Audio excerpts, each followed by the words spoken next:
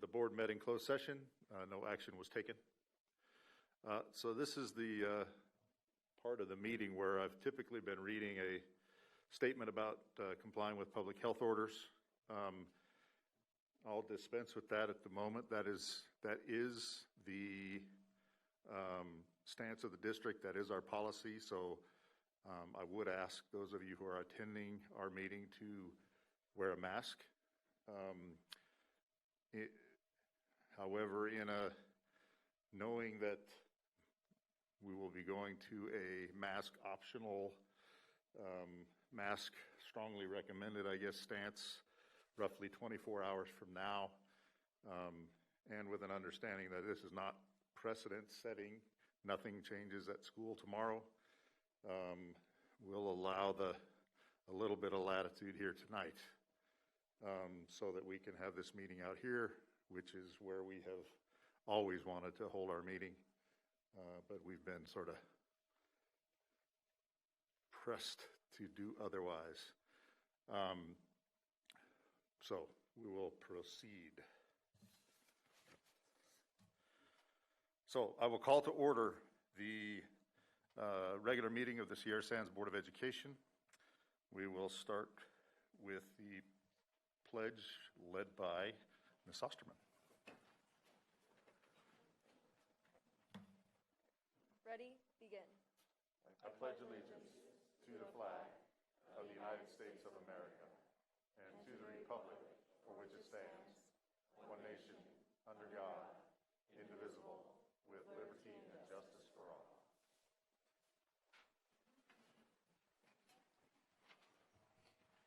And we'll have a moment of silence.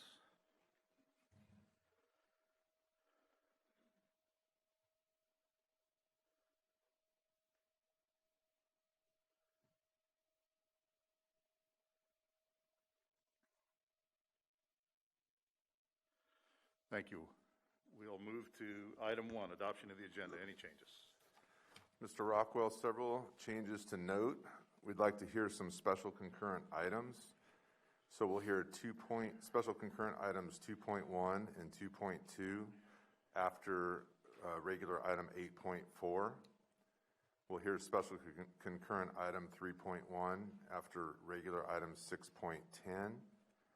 Special concurrent item 4.1 in the construction item 10 section, and then special concurrent items 5.1 and 5.2 after regular item 13.1.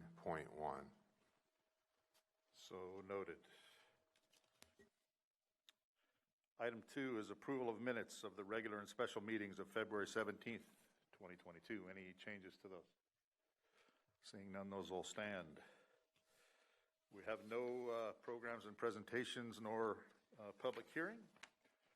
So we'll move to item 5, reports and communications. Item 1, current reports and communication. And we will start with, hang on, let me pull it up.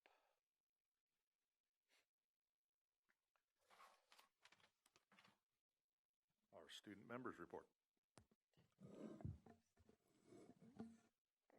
First is Murray Middle School. Murray still has multiple clubs taking place.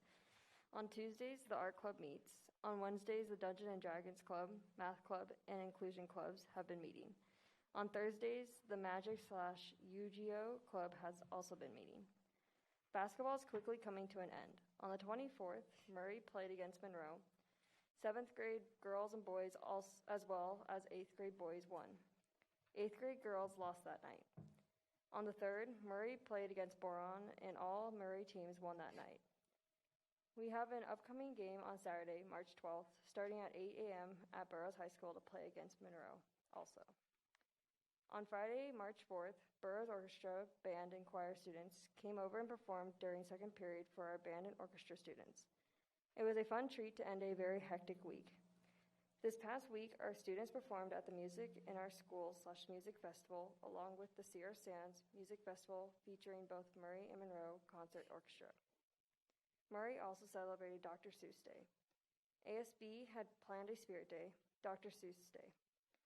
Many of our students participated in dressing up. This time of the year, Murray also does a reading challenge that leads up to Dr. Seuss Day. Murray read a total of 109,610 minutes, with our eighth grade students reading the most at 51,961 minutes. Next is Monroe Middle School. While the last month of February was Kindness Week, parents and community members have really made a difference in the lives of others in March. Words of affirmation have been shared. Letters, texts, and emails have been sent to show support in difficult times. Lastly, one parent who wished to remain anonymous donated lunch to the entire staff to lift collective spirits. Everyone at James Monroe wanted to thank the community for helping lead by example.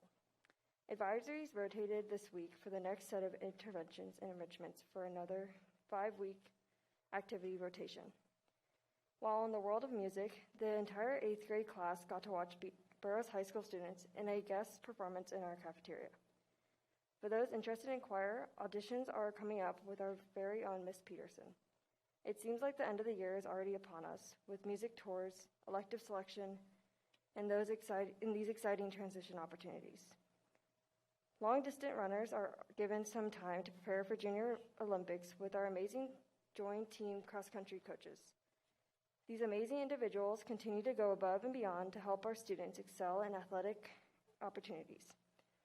The basketball teams played some incredible games in the county tournament, and they play Murray in the city tournament at Burroughs High School this weekend. Their season culminates with a potluck banquet and award ceremony. Go Tigers! Next is Mesquite High School. It is hard to believe we are already coming to the end of the third quarter. Mesquite has welcomed many new students this quarter and added 2 more graduates to our list, making our total 13 this year so far. The spring administration of the ASVAB exam was last week, with 10 students participating. ASB students are in full swing planning our spring events. We will have a spring fling event Friday, March 25th to kick off spring break. Students will enjoy ice cream sundaes, lawn games, and will be provided lunch. ASB has decided to kick off St. Patrick's Day with a little fun. Each day next week, 10 lucky students on campus can find a hidden leprechaun hat and turn it in for a prize. Prizes include a free snack item or candy, and one lucky winner will receive $5. Our staff is continuing our work this week with consultant Kim Breen. We are working on further developing our consequences matrix in relation to our school-wide expectations. Lastly is Burroughs High School. The third quarter ends tomorrow, and we are headed into the last few months of school. On February 25th, we had Love is Respect Day for Teen Dating Violence Awareness. The following day was our King of Hearts dance. The students had a great time dancing outside. Heat lamps were provided to help the students who weren't dancing stay warm. Last Friday, we had Marvel versus Disney Day. The upperclassmen wore Disney, and the underclassmen wore Marvel. We also provided pizza, drinks, and dessert to our honor roll students. More than 250 students with GPAs of 3.5 or higher attended. In the world of sports, one of our girl wrestlers, Princess Monica Malal, placed 6th in the state, which is the furthest any Burroughs girl wrestler has gone. Congratulations to her. The winter sports student athletes earned an average of 3.3 GPA. Spring sports are in season and are starting their league season soon. Good luck to our athletes. The Burroughs Band participated in Whiskey Flats Days in Kernville over the long holiday weekend in February. The Burroughs Band, Choir, and Orchestra performed at Murray Monroe this past week. Burroughs Robotics competes in the state competition this coming weekend in San Diego. In 2 weeks is a Spirit Week. We have Mathlete versus Athlete, Surfer versus Safari, Soccer Mom versus Football Dad, and Blacklight Day. On Friday, March 25th, we have our casual blacklight dance, which will be held outside. CASP testing is coming up in April. English, math, and science teachers are preparing the 11th grade students for these testing. Go Burroughs. And these are my reports. Thank you, Hannah. And we understand you have some studying you have to do, so we'll let you slink around behind us quietly. And good luck tomorrow. Item 2 is reports from members of the board. Mr. Ferris. I just wanted to comment that I did have the opportunity to attend the Burroughs High School music concert last evening. It was very inspiring and impressive to listen to the musical productions. And I have to say, earlier in the year, I also had the opportunity to listen to those groups. And it's clear that they have grown tremendously over the year. And it's exciting to see the proof out that instruction and learning is happening at Burroughs High School, and specifically in the arts. So there are a lot of things that in the last year specifically that are going on and happening in our classrooms, and they're overshadowed by some of the crisis. But there's definitely teaching and learning going on, and growth, and that's what we're here for. So it was exciting to see. Yeah, great, thank you. And I think there'll be sort of a foot stomp on that a little bit later in the meeting as well, with some of the items on the agenda. I just wanted to share something. I'm sure everybody last month stayed around to the bitter end of our meeting and paid attention to everything that went on. So forgive me if I'm being redundant for you. But we had a really good discussion when we were discussing future agenda items, which is what we do kind of at the end of the meeting. And those discussions, for those who weren't around at 10 o'clock at night that night, really revolved around two things. And they were two things that have been born out of, all of the challenges and excitement of the last month or two in our schools, in the schools across California, if not the country. And they focused kind of on two things. And one of those is on the mask mandate. And so that is actually a topic that is on the agenda tonight a little bit later. So, but what we wanted to do is make sure that you as the community were clear on where we were and where we were going, and some of our thoughts on that topic. So we made sure we agendized that for tonight. The other was I was struck, and I think maybe we were struck with feeling like the community needed to have a better understanding of kind of how the board operates. Because I think there's been a lot of confusion, when you stand up here and say things, why don't we respond? And, how come we're not having more of a conversation with people sitting out in the audience and those kinds of things? And so what we will do, and I think probably, hopefully in the next meeting, that's what we're targeting.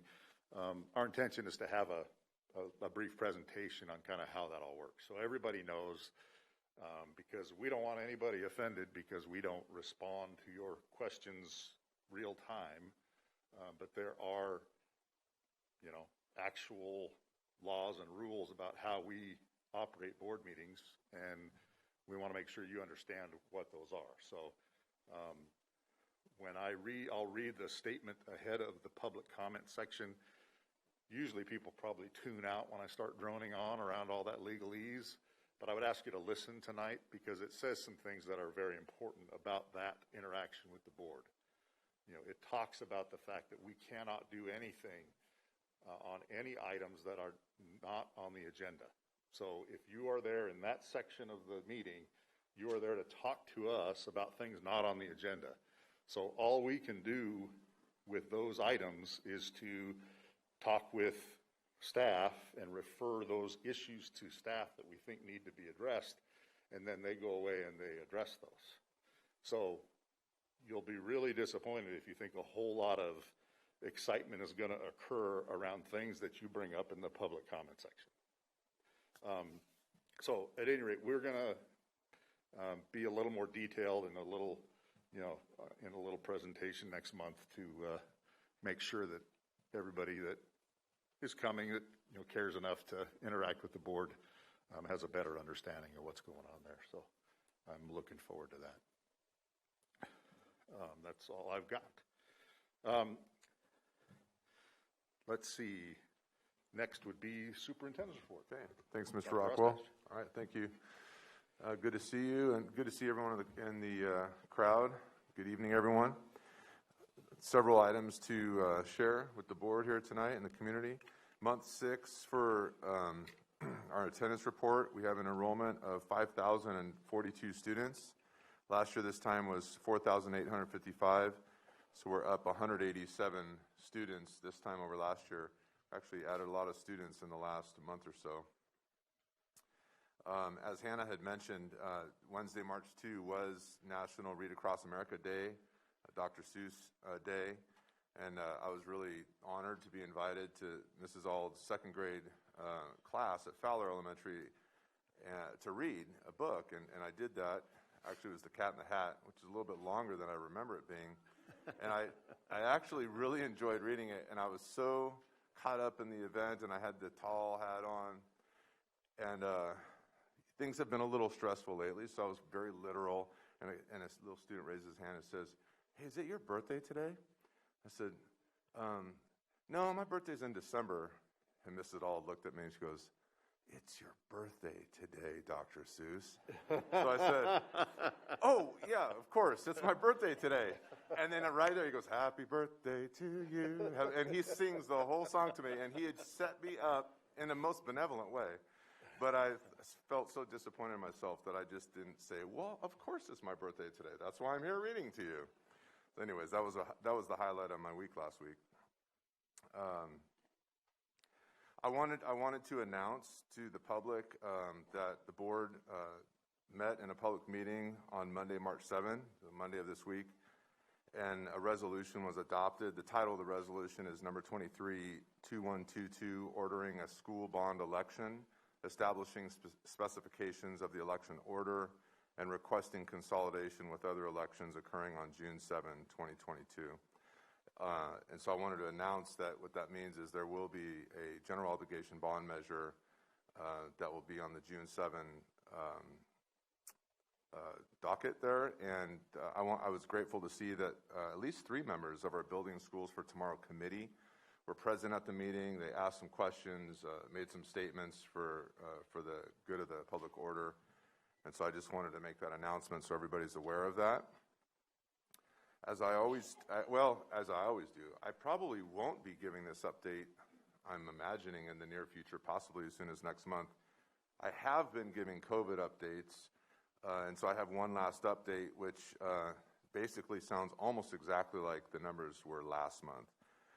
We actually had 3 more staff members test positive for COVID over the last month, which brings us to a total of 266, as opposed to our 263 last month. So that's great news, by the way.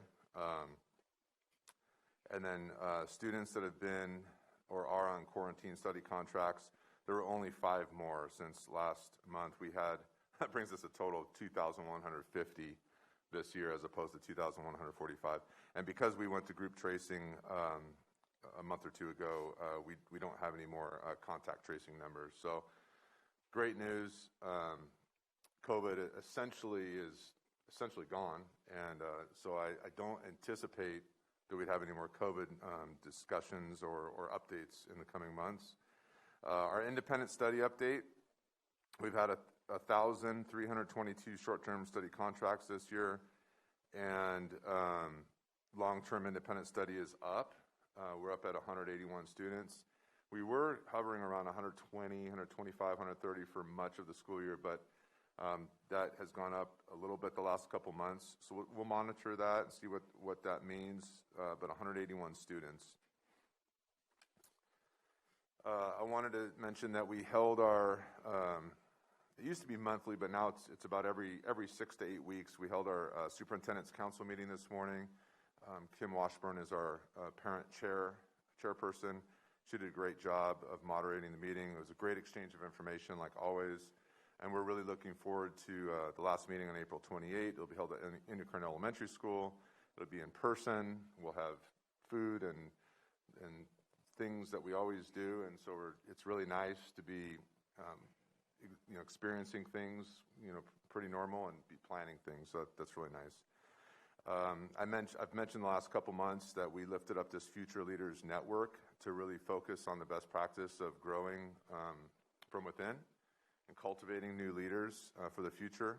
We've upped our numbers. We started with about 23. We're up at 29 Sierra Sands certificated and classified employees who've signed up to participate in this monthly network meeting. We held our second meeting this afternoon. It was well attended. I asked Bev Eubank, who's in the audience, thank you, Principal at Inyo Curran, to be our guest speaker today. She did an incredible job. She's very inspirational, and so we spent the first half of the meeting listening to and being inspired by Ms. Eubank about how we invest in people, and we're a human capital business. And then we spent the last half of it listening to individuals describe, their why, why they got into public education, and it was just a really, really nice afternoon. And I believe our future is bright with people who are looking forward to stepping up and contributing as leaders in our district in the coming years. Mr. Ferris had mentioned we continue to be grateful to have the Parker Performing Arts Center back up and running and looking good and sounding good. Murray held its music concert this week as well at their place. Monroe's actually holding their music concert tonight.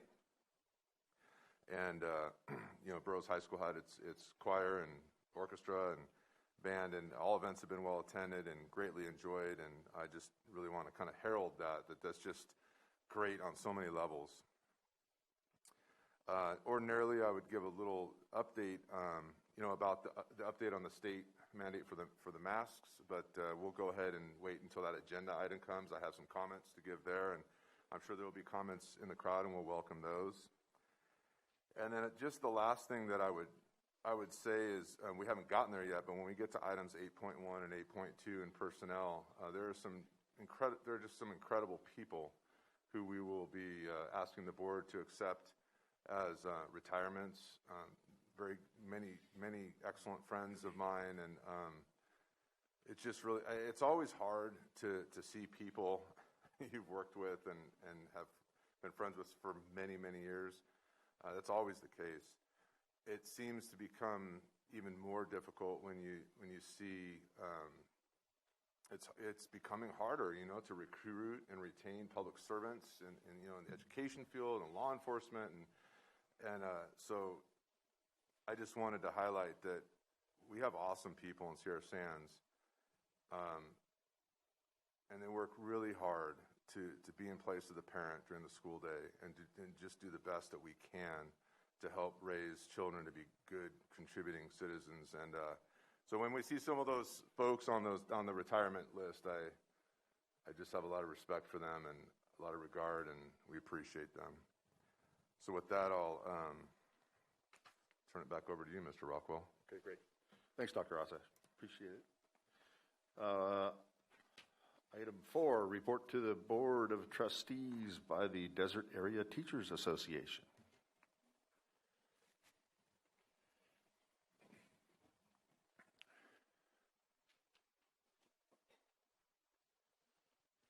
Good evening, Dr. Ostash, President Rockwell, board, staff, community. Two of my predecessors, Barb Walls and Vanessa Vaughn, they're my friends, and I found them to be inspiring and strong women. And I learned an awful lot from both of them. And one of the lessons that really made an impact was about these meetings. And we talked about them, and they said, listen, you got to show up every month and let the board know data's here. So this month, it seems like a really short time since I was here a month ago, but just wanted to say, data's here. Now, I don't know if you've read the papers because you're pretty busy, but it's been a rough couple of years. And those of us in education certainly know it's been rough. And those of us who are, in the classroom and interacting with kids every day, we know it's been rough, and we're doing our job, and we're enjoying it. It's been a long 2 years, but we are here, and we have I have my same list. Like to see class size reduced and testing eased back. Treat us as professionals. And there's an awful lot of good in this district, as I'm very clear saying. And there are a few items, right, that we're always working to improve.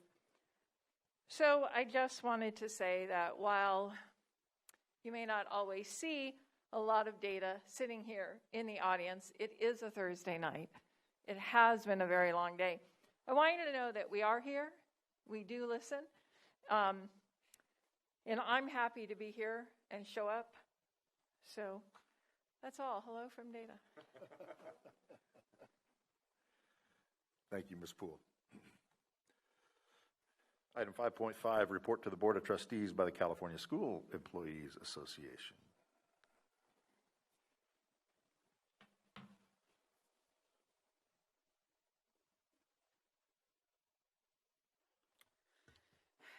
Hello, Board President, Board members, Superintendent, Dr. Ostash, staff, and community. CSEA's negotiating team has met with the district and continues to work on our solution for our subpar pay scale. Our members continue to voice their concerns with me about the pay scale and being overworked and severely underpaid.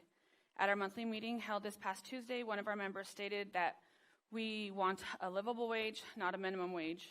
If the classified staff can't put food on their table working for the district, how can they justify continuing to work here when they could go out and work at a fast food restaurant and make more money? Like everyone else in the district, we are exhausted, but we continue to show up day in and day out to a job that is not paying us what we deserve. We have roughly 30 job openings. Our pay scale is a huge factor in not being able to retain or hire employees. We continue to lose long-time valued employees. We have classified staff stepping down and only losing out in 4 cents an hour in pay. What is the incentive to move up, take on a job with more responsibilities for just pennies more?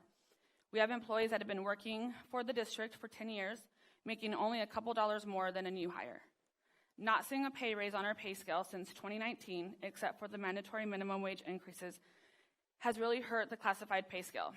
Many of our classified employees have an annual income below the poverty line and are now having to rely on a second job to make ends meet. They are having to miss out on time with their families due to having to take on a second job in order to provide for their family. We are hoping to be able to come to an agreement soon, as most of us classified employees are very frustrated. Thank you. Thank you. So item 5.6 is communications from the public. So I'll read this. Remember, I asked you to listen to this time so it's clear on what we're talking about. So the board will provide time during the discussion of each agenda item for members of the public to comment. At this time, members of the public may address the board on an item not on the agenda. Comments should relate to items of public interest within the board's jurisdiction. The law prohibits the board from taking action on items not on the agenda. If appropriate, your comments will be referred to staff for response. When addressing the board, please state your name and address at the podium and limit your remarks to 3 minutes. In accordance with the board bylaws, the board will limit the total time for public input to 30 minutes. Those wishing to address the board beyond the 30-minute time limit may do so at the end of the scheduled meeting agenda. So, as that states, for example, if you want to talk about the mask mandate, there is an agenda item later in the agenda, and that would be the appropriate time. But if you have a comment on something that's not on the agenda, now is the time, and we'll open public comment at 7:31. Hi, my name is Alex Clunin, and I live at 1344 South Gateway, and I'm a 4th grade teacher at Fowler. I cried in front of my students this week. I told a colleague about it, and she's told me that she had a full-on breakdown in front of her class. And right now, we are not the exception. We are overwhelmed. Your teachers are overwhelmed. During contract hours, I'm a teacher, I'm a counselor, a nurse, a friend, a parent, the list goes on. And out of contract hours, I have to lesson plan and grade and make study contracts and Google solutions to bullying and locate mental health resources and format behavior goal sheets and update data sheets and grade and lesson plan and grade and lesson plan and. There are a lot of students in our classrooms right now, and I feel pretty lucky because I have 29, and I know that some of our 5th grade classrooms have 32 plus in them. Have you ever been in a classroom with 32 12-year-olds? Our classrooms are overwhelming right now in so many ways. We are overwhelmed, and we deserve actions, not just thoughts and prayers and nice emails. We deserve smaller class sizes. We deserve dedicated PE teachers. We deserve dedicated art teachers. We deserve prep time. We deserve school counselors. We deserve paid time off. We deserve paid maternity leave. We deserve paid paternity leave. We deserve comparable salaries. We deserve to be paid for all the extra that is required of us. We deserve to be treated like professionals. It is not a secret that education is a tough career to be a part of right now, and the difficulties in staffing seem to be the most obvious symptom of the problem. More teachers are realizing that maybe all of what we have to deal with isn't actually worth it. We don't have to be martyrs for this profession. I myself recently created a LinkedIn account, and I definitely look at job postings and daydream about the salaries that someone with my educational background could achieve. The envy is usually worse after speaking with family and friends who don't have to take their work home with them and are not responsible for carrying the weight of the well-being of 30 little humans they are responsible for all day, and can take paid time off or mental health days or even sick days pretty consequence-free. We deserve better support from our school district, and we deserve better support from our school board. I support the data negotiating team because we deserve better. Thank you. Thank you.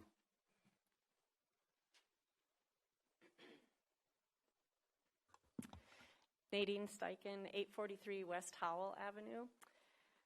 Dr. Ostash, President Rockwell, members of the board, and members of the community. I am here tonight to talk about class size as it relates to teachers' workloads, their professional careers, and to the education of our students. I attended the 4 meetings of the Building Schools for Tomorrow Committee in January and February. I attended these meetings because of my concerns about class size.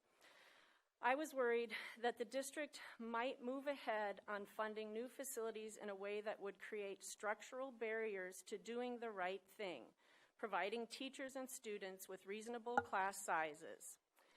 At these 4 meetings, community members chose a group to attend based on their interests.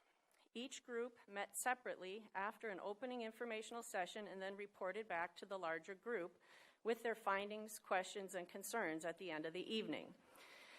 Tonight, I would highlight a question raised by one of the groups. This is a question that we will probably be answering for the next 10 years. That question is, what do the teachers want? I was gratified to hear the question, and I am honored to work with a group of educators, the Desert Area Teachers Association, who have dedicated hundreds and even over time thousands of hours to trying to answer that question. And I would go a step further and shift the question a bit in light of the changes of the last 2 years. I would shift it to a slightly stronger question: what do teachers need? While we need current and ongoing data to answer this question, I will cite a poll that was conducted by Data in 2019, which indicates that for many teachers, class size is the biggest concern. Although I do not have time to read the comments from this survey to you at this time, I would return to my opening statement and say that if we are concerned about our teachers' workloads, their professional careers, and the education of our students, we need to take reasonable class sizes into consideration for all of our long-term facilities planning decisions. I'm going to say that one more time. For all of our long-term facilities planning decisions. I would add one final point. We need to examine the class size data thoroughly, taking the individual teacher and the individual student experience into account. Let's disaggregate that data, and let's eliminate the structural barriers to reasonable class sizes for all teachers and all students. Thank you. Thank you, Ms. Steichen.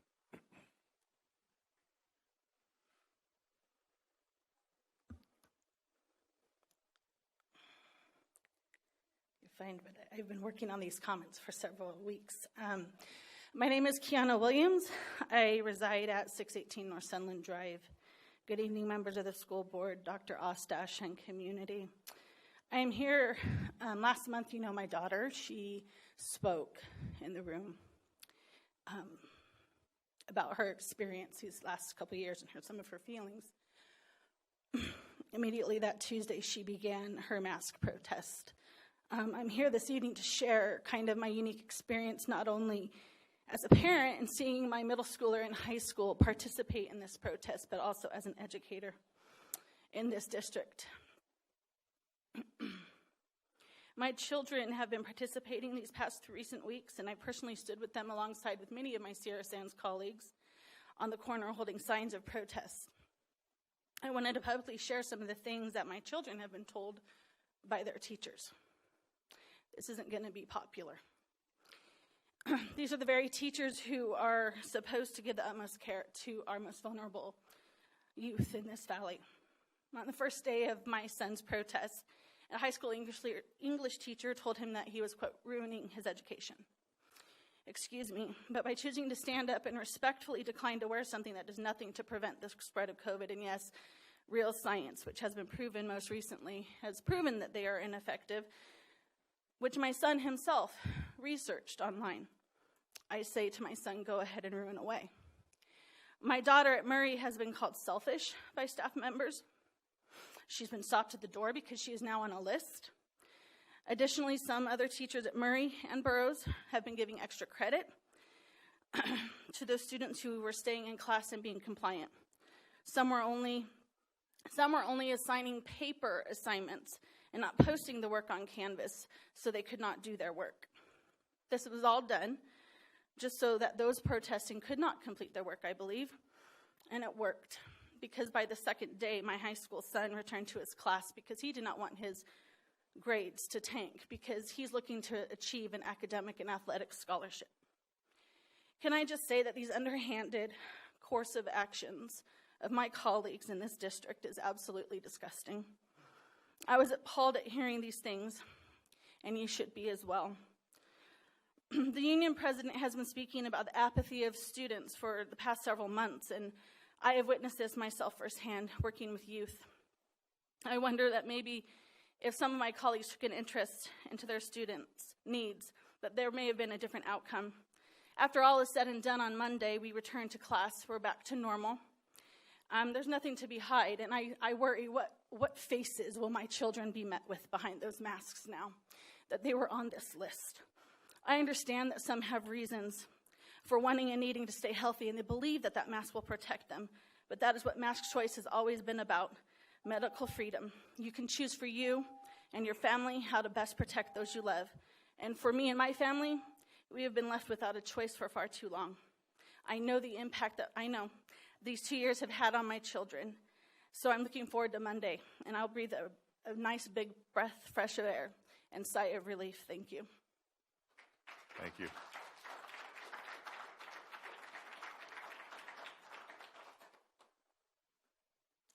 Good evening. I've never done this before, so pardon me. My name is Vanessa Gross. I live at 611 Garris Avenue. I have 5 children in your school system. 3 weeks of protests, that's 14 days of lost instruction for 3 of them. 2 of them aren't doing it. They're in elementary school. My children have been segregated. They have been put in the library and the gym. They've been verbally put down by the administrative staff of Murray, especially. The Murray staff has treated my children in a very disgusting manner. They have been punished in Murray by having to sit on the gym floor with no chairs, straight-legged the entire day. That's 6 hours. That's called punishment. None of us could go through that. They've been denied entry into classrooms when they've tried to go. One class at Murray, my 2 daughters were allowed to go to. However, they were made to sit outside. They were berated by that specific advisory teacher, which is Miss Brennan. I don't know how you guys think this is acceptable. I know there's teachers in here. Shame on your college. You need to correct your colleagues. It's not acceptable. As parents, adults, teachers, children come first. Not teachers, children. So you need to stand up for the children.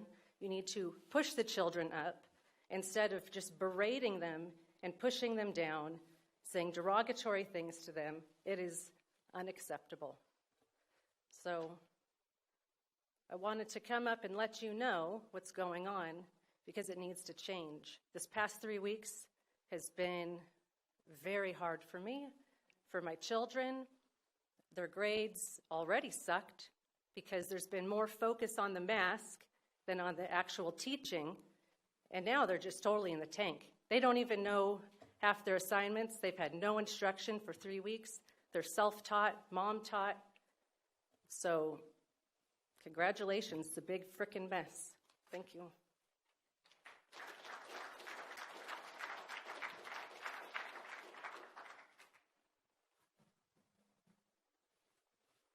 Seeing no other takers, we'll close public comment at 7:43. Move on to item 6, educational administration. 6.1 is approval of 3-year contract for Brain Pop at James Monroe and Murray Middle Schools. Ms. Decker.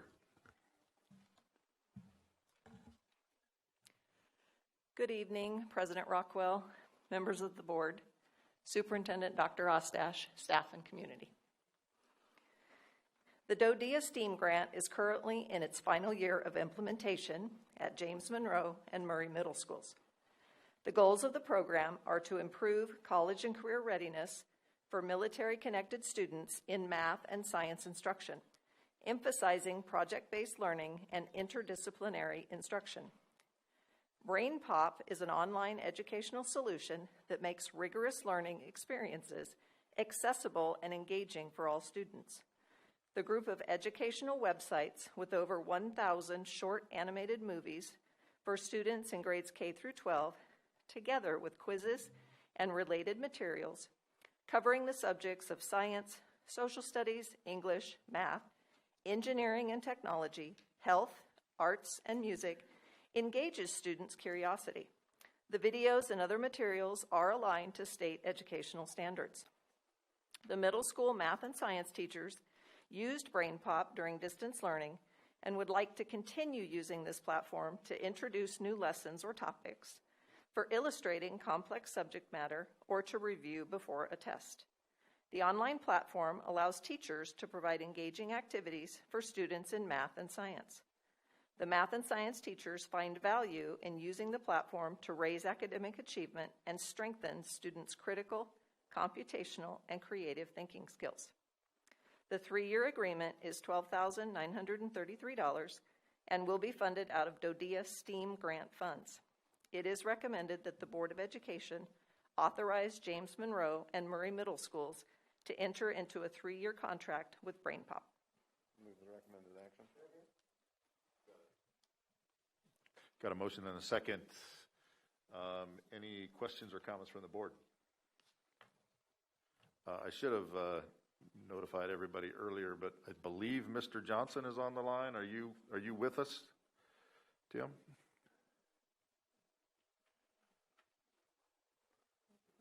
I'm not hearing Mr. Johnson, so I don't know if that's a technical issue or if that's the way it's going.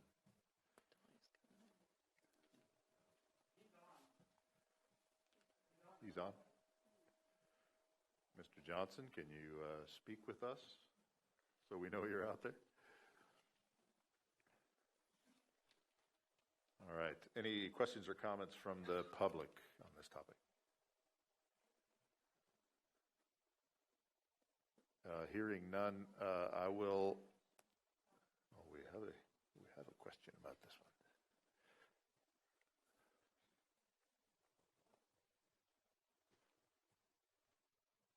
When reviewing the board item or the agenda item, another colleague had asked me, because she knows I know technology and programs, and I said, yeah, I've used Brain Pop before.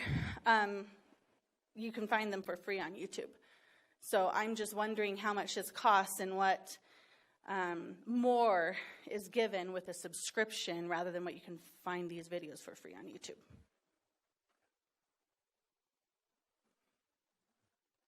Thank you. Any other comments or questions from the board or community? Mr. Johnson, do we have you now?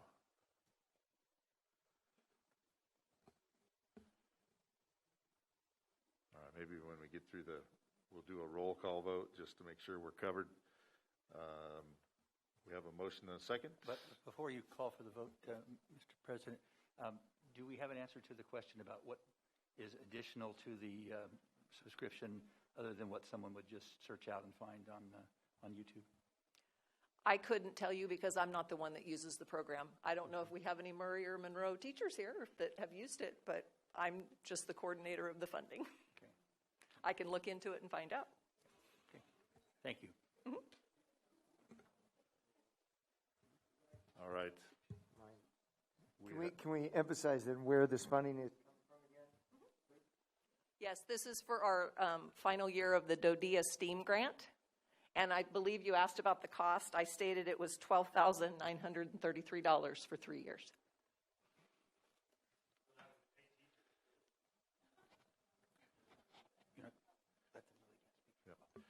If you have a comment on the topic, we ask you to come to the podium, state your name and address, and make your comment. Comments from the gallery do not help. Mr. Rockwell and Mr. Ferris, we'll report back.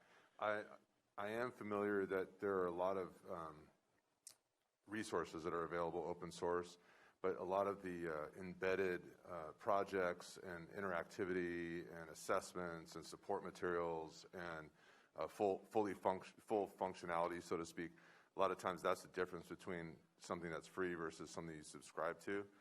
I'm not an expert on this particular topic, but I think it's a very fair question, and we'll be very happy to bring back the full answer at the next meeting as a report. I appreciate that, and I suspect that truly, for one thing, just having everything all in one place has a specific value, but I think it will be good to have a specific answer to the question.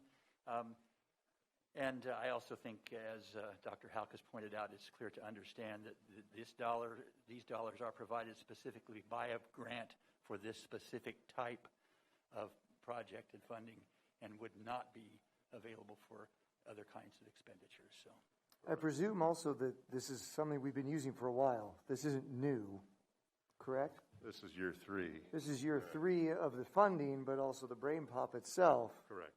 So there may be people that have been using it, and they want to be able to continue using it.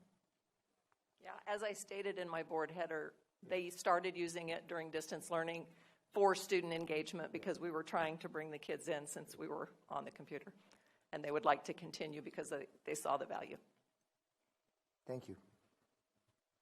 Great. Any other questions or comments? All right, we'll have a roll call vote. Dr. Howe? Aye. Mr. Ferris? Aye. Mr. Scott? Aye. Mr. Johnson? Still technical difficulty. It's aye for me. So we'll figure out if that's 4-0 or... That would it be an absent or an abstain? Absent. An absent? Okay. Sounds good.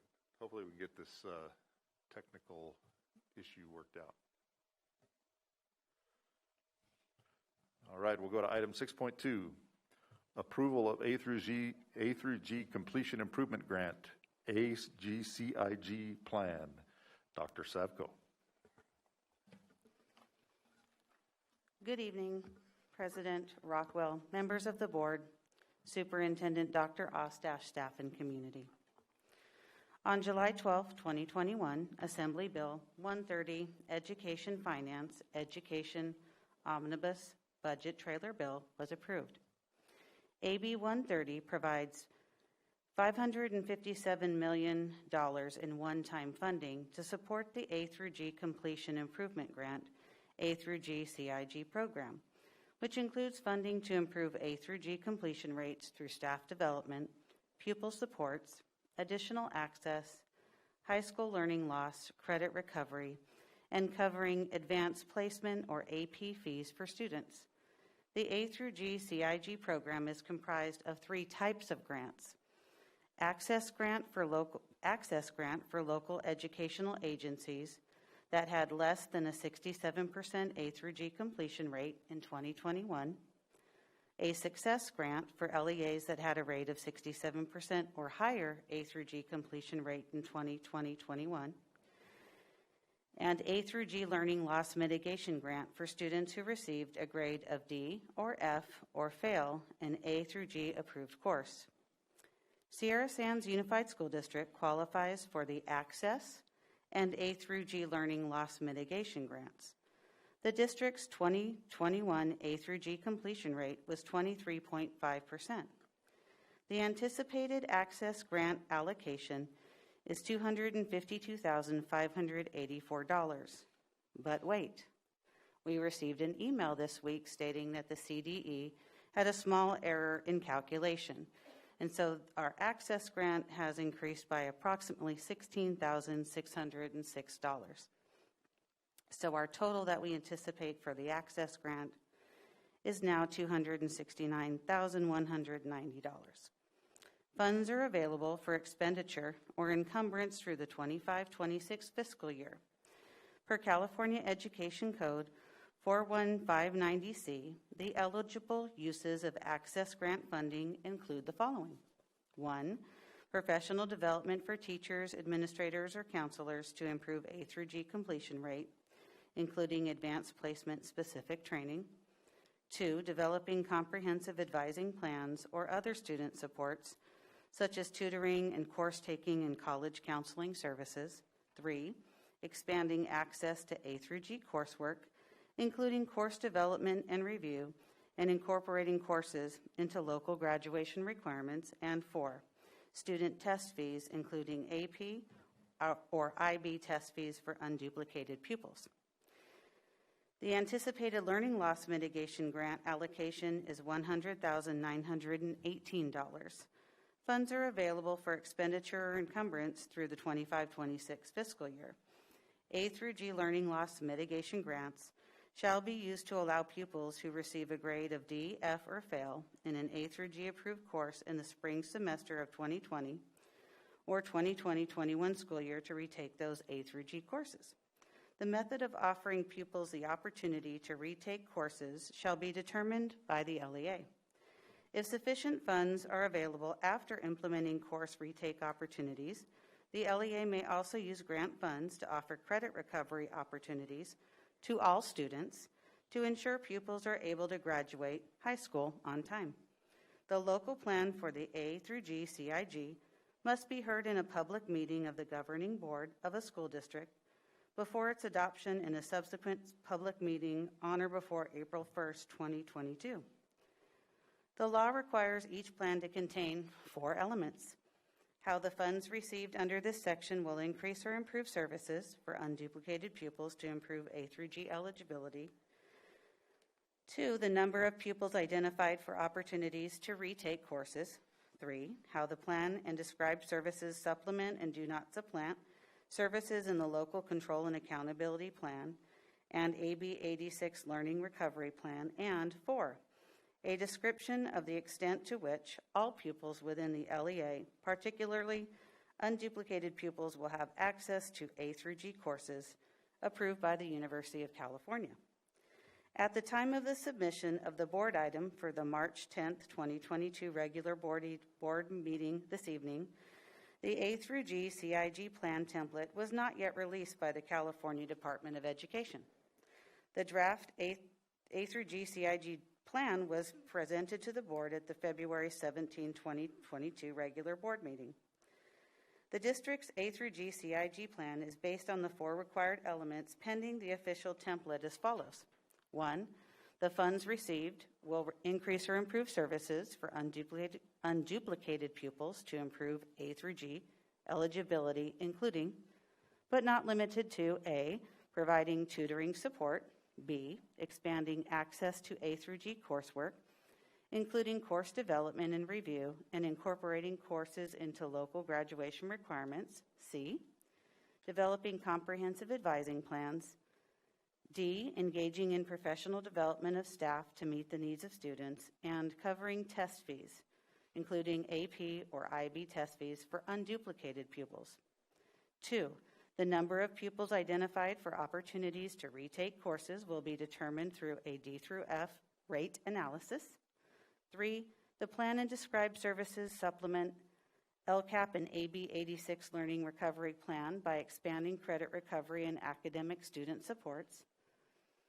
4, the extent to which all pupils, particularly unduplicated pupils, will have access to A through G courses approved by the University of California is addressed through comprehensive advising plans, academic supports, and credit recovery options to remove barriers to obtaining a passing grade of A, B, or C in A through G courses. The district's anticipated A through G CIG access grant allocation is now $269,190, and the A through G learning loss mitigation allocation is $100,918.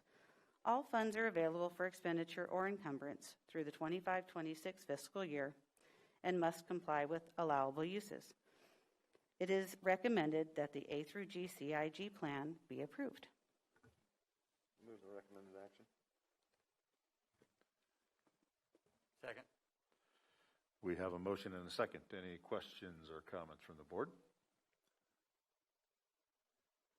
Mr. Johnson, do we have you?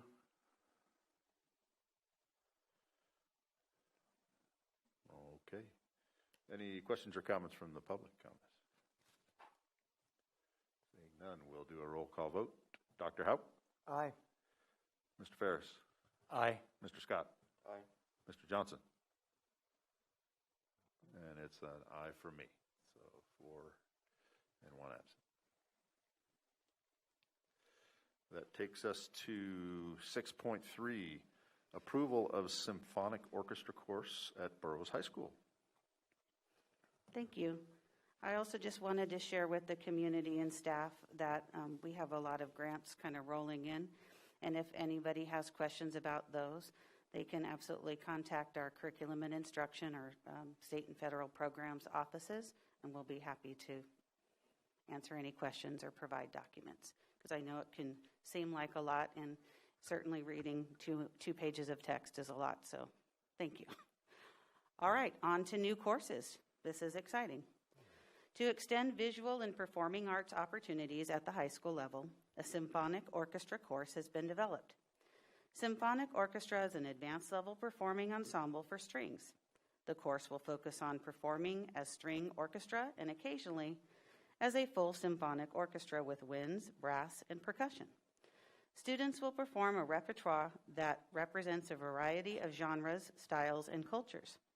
Students will work to attain advanced levels of expressiveness, technical accuracy, tone quality, and articulation. Through the study of the performance repertoire, students will be able to analyze and describe the use of musical elements in a given work that makes it unique, interesting, and expressive. They will also use the variety of repertoire to compare and contrast the use of form in diverse genres, styles, and cultures. Symphonic Orchestra is a year-long course for 10th through 12th grade students interested in participating in a full symphonic orchestra through performance and academic content.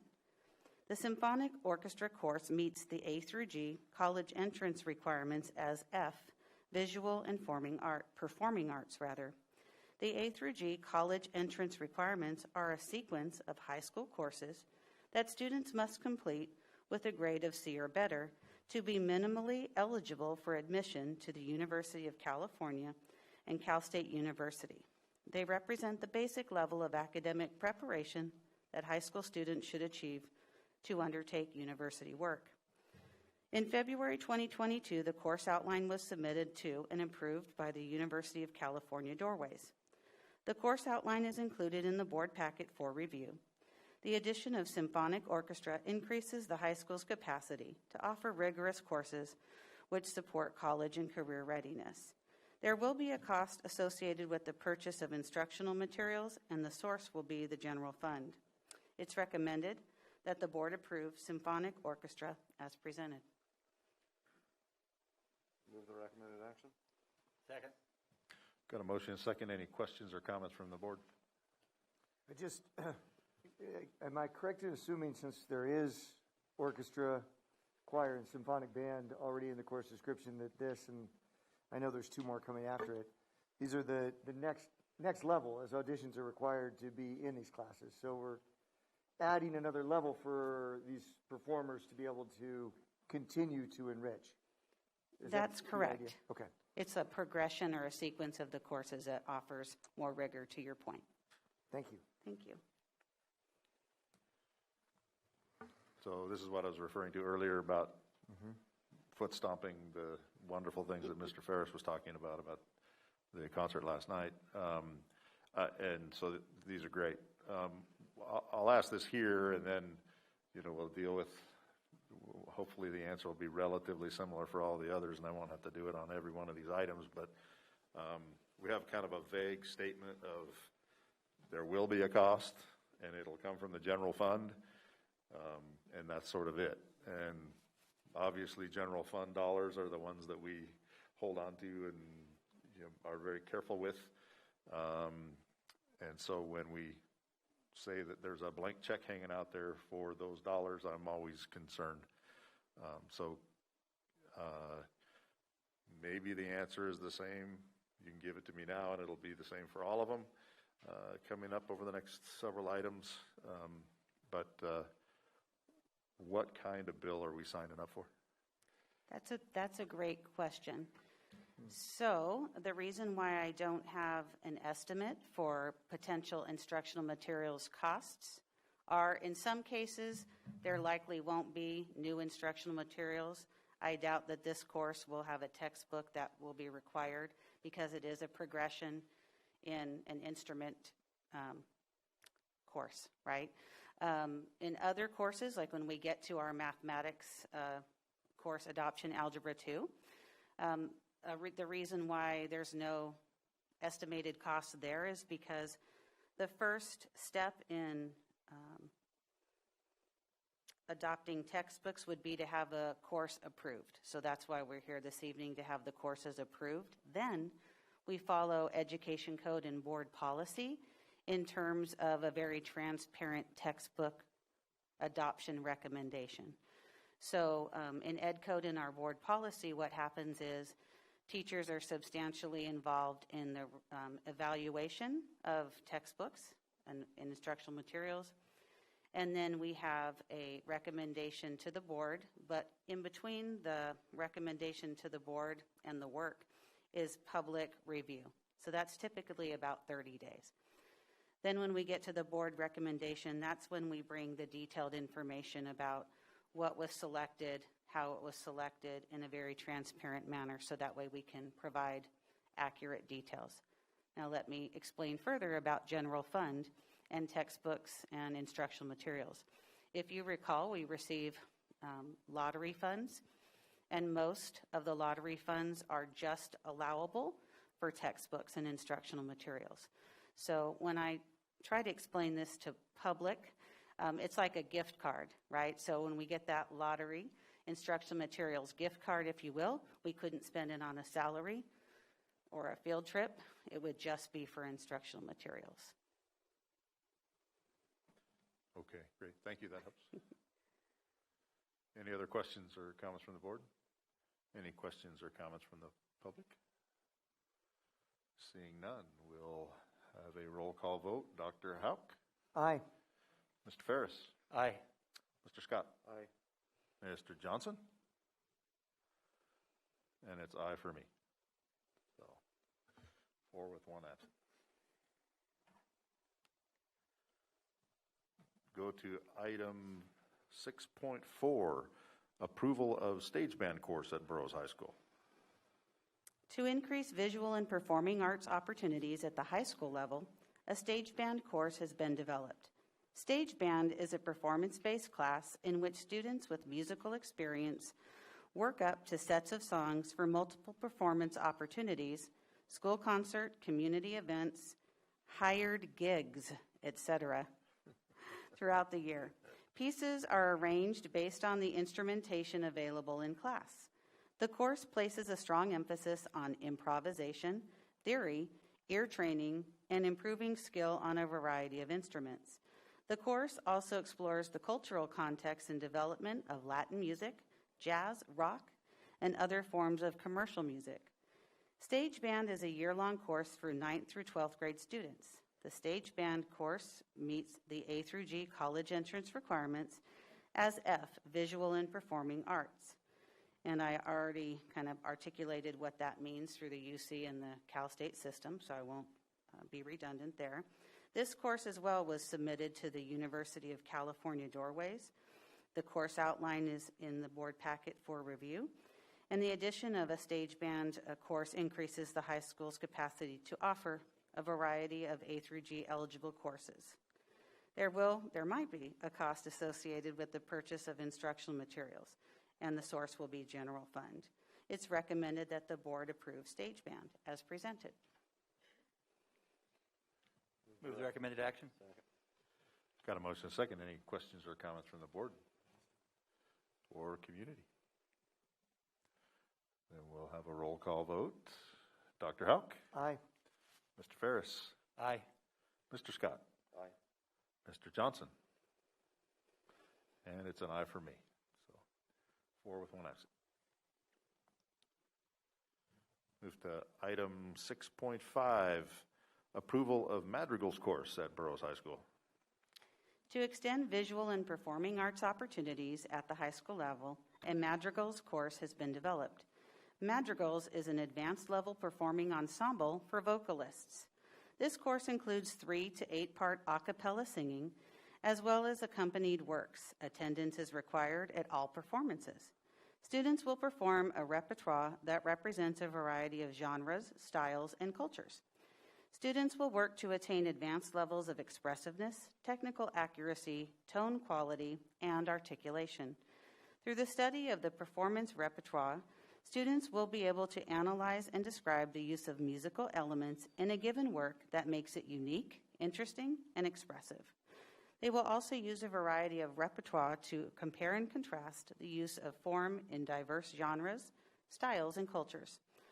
Madrigal's is a year-long course that is open to 10th through 12th grade students interested in learning advanced choral music who are also enrolled in another BHS music class, concert choir, symphonic band, symphonic orchestra, or orchestra. The Madrigal's course meets the A through G college entrance requirements as F, visual and performing arts. It was submitted to University of California Doorways and approved. The course outlines included in the board packet for your review.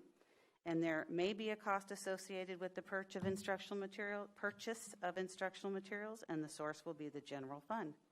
It's recommended that the board approve Madrigal's as presented. Move the recommended action. Second. Got a motion and a second. Any questions from the board? I just have a comment. Mr. Scott. It's pretty obvious, so I think we all are aware of the studies that show that fine arts are such a positive. Need to talk into the mic. Have such a positive impact on our students, and just wanted to congratulate staff for bringing these 3 courses, especially in this day and age. It's not very often that we're increasing our course selection. I mean, normally we're taken away, so it's just nice to see that. Thank you. I'd be happy to convey that. I'm simply the messenger. I know. And terrified of some of these words, and if I have to say repertoire one more time, but I think most I might staff, enroll in French. I think But most thank staff you. would rather be sitting out there not having to present it. Thank you. I'll convey that. You're absolutely right. Thanks, Mr. Scott. Any other questions from the board or the community? Seeing none, we'll have a roll call vote. Dr. Houck? Aye. Mr. Ferris? Aye. Mr. Scott? Aye. Mr. Johnson? And it's an aye for me. So 4 with 1 absent.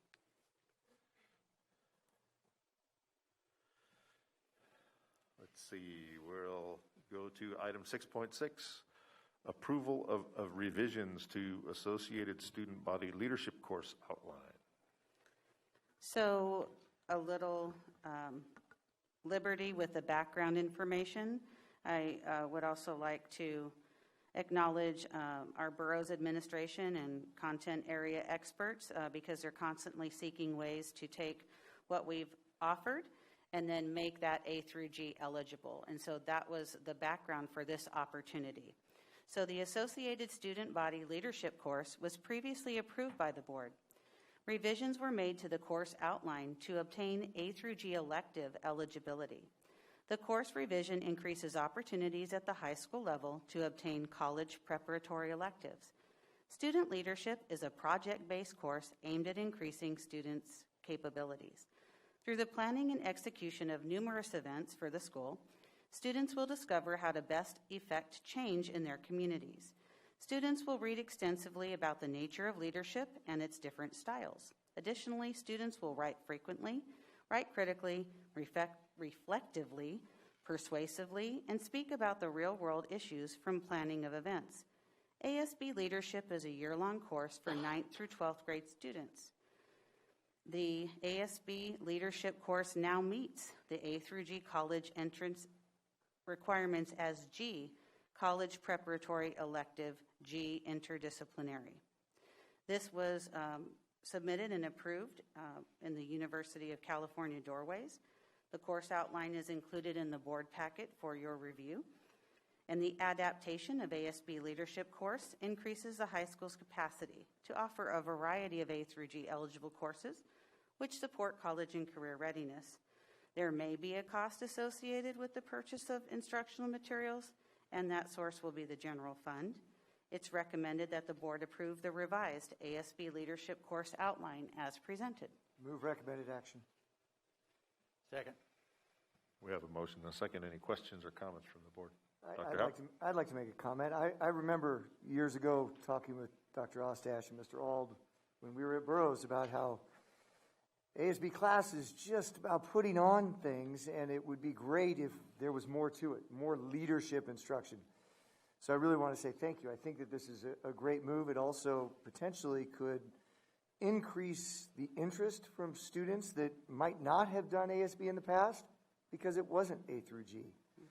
So hopefully this will have many positive outcomes, and it's been a long time in the making. I'm glad to see it happen now. Thank you. Concur. Mr. Ferris? I guess I'd just like to comment, like many of these courses, I see that in what we're providing kids as far as educational opportunities is really broadened in a way that has specific real-life application and life lessons that have carryover value that's significant. And they are things that are sometimes much harder to achieve in a typical classroom of just math, science, and English. And I think that is an important part of our charge to make sure that's available to them. So, again, I applaud the broadening that we're providing here through these courses. Any questions or comments from the public? Hearing none, we'll have the vote. Dr. Houck? Aye. Mr. Ferris? Aye. Mr. Scott? Aye. Mr. Johnson? And it's an aye for me. 4 and 1 absent. Item 6.7, approval of Advanced Placement Computer Science A course. Thank you. Advanced Placement Computer Science A introduces students to computer science through programming. Fundamental topics in this course include the design of solutions to problems, the use of data structures to organize large sets of data, the development and implementation of algorithms to process data and discover new information, the analysis of potential solutions, and the ethical and social implications of computing systems. The course emphasizes object-oriented programming and design using the Java programming language. The A through G college entrance requirements are a sequence of high school courses that students must complete with a grade of C or better to be minimally eligible for admission to the University of California and Cal State University systems. They represent the basic level of academic preparation that that high school students should achieve to undertake university work. AP Computer Science A meets the C mathematics requirement. This course outline was submitted to and approved by University of California Doorways. The outline is included in the board packet for your review. There will be a cost associated with the purchase of instructional materials, and the source will be the general fund. And it's recommended that the board approve AP Computer Science A as presented. Move recommended action. Second. Got a motion and a second. Any questions or comments from the board? Dr. Houck? As the guy who ran AP at Burroughs for many years, I got to see that AP oftentimes only served the very top students. This class, I see that the prerequisite is only Algebra 1. So I'm glad to see that we're bringing on some AP classes that are more accessible. I'm hoping that we'll see more students take advantage of classes that will give them college credit while they're still in high school. There are many options for that.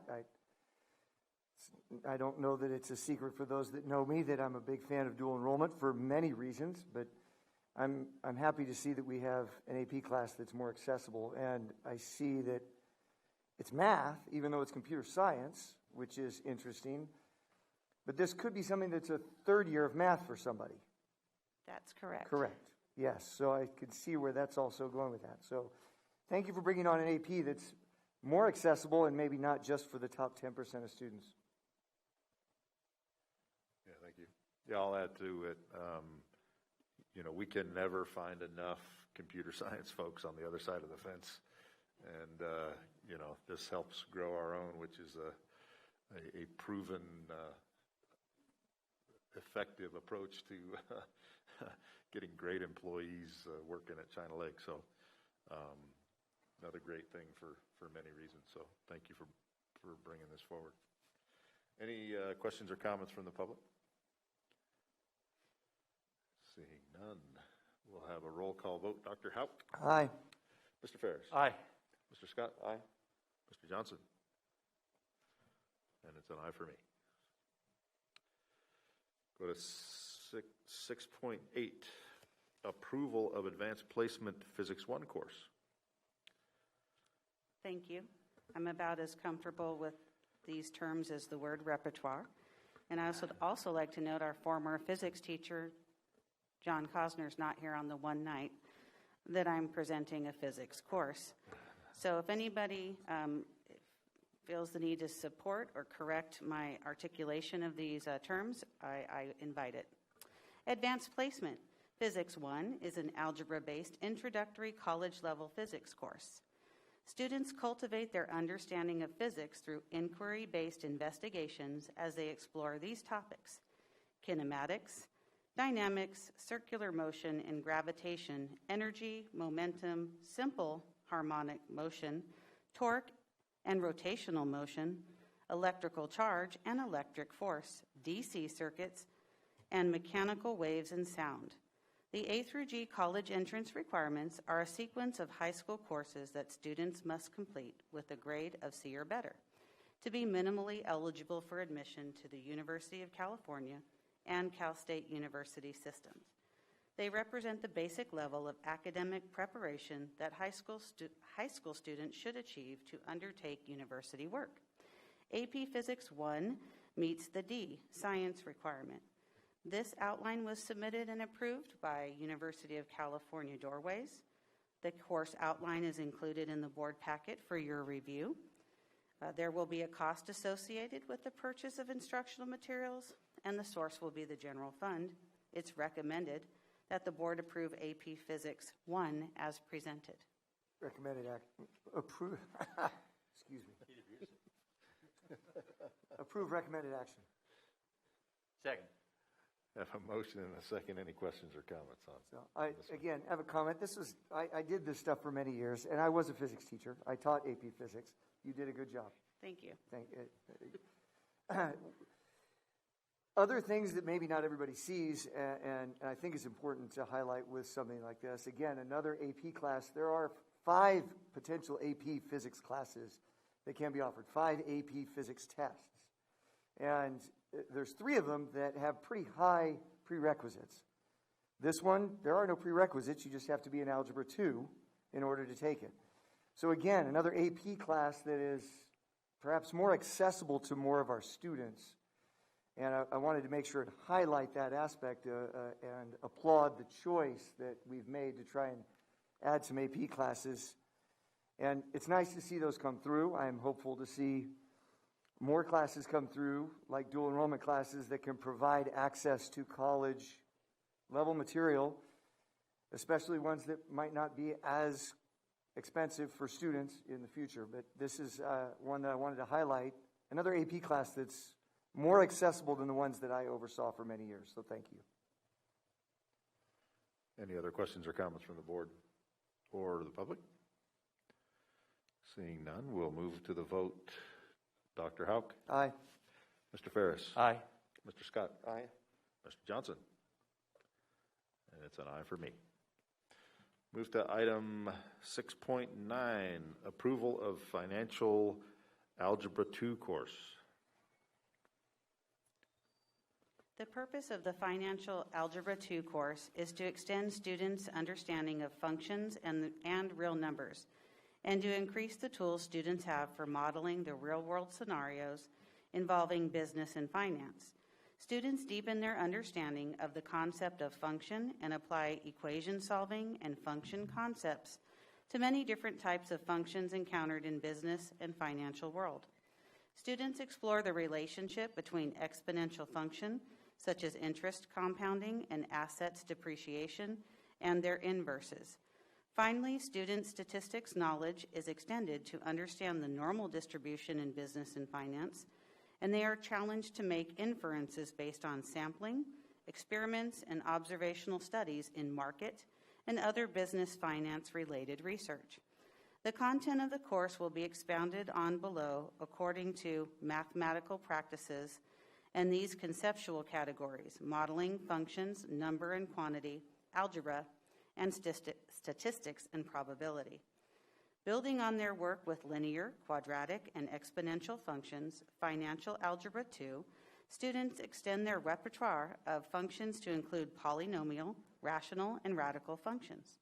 Students work closely with the expressions that define the functions and continue to expand and hone their abilities to model financial and business situations and to solve equations, including quadratic equations over the set of complex numbers, and solving exponential equations using the properties of logarithms. They explore the effects of transformations on graphs of diverse functions, including functions arising in financial application, in order to abstract the general principle that transformations on a graph always have the same effect, regardless of the type of the underlying function. They identify appropriate types of functions to model a business finance situation. They adjust parameters to improve the model, and they compare models by analyzing appropriateness of fit and making judgments about the domain over which business and finance model is a good fit.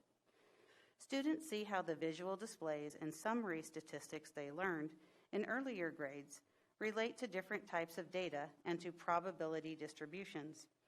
They identify different ways of collecting data, including sample surveys, experiments, and simulations, and the role that randomness and careful design play in the conclusions that can be drawn. This Financial Algebra 2 course outline meets the C mathematics requirement. This course outline was submitted to the UC Doorways and was approved. There will be a cost associated with the purchase of instructional materials, and the source will be general fund. It's recommended that the board approve Financial Algebra 2 as presented. Move the recommended action. Second. Got a motion and a second. Any questions or comments from the board? I'll just point out that I'm thrilled with this one. You know, one of the big problems that I know I had when I was going through high school, and I think a lot of people do, is, you know, I'm learning math and I don't really know how it's going to apply to my life, and this is something that kind of helps tie that, make that connection a little bit better. So I'm good with that. And it, as Dr. Houck has said in the past, it's pretty accessible. You need Algebra 1 to get into this, and so great opportunity for our students. So thank you for that. Any comments from the public? Seeing none, we'll have the vote. Dr. Houck? Aye. Mr. Ferris? Aye. Mr. Scott? Aye. Mr. Johnson?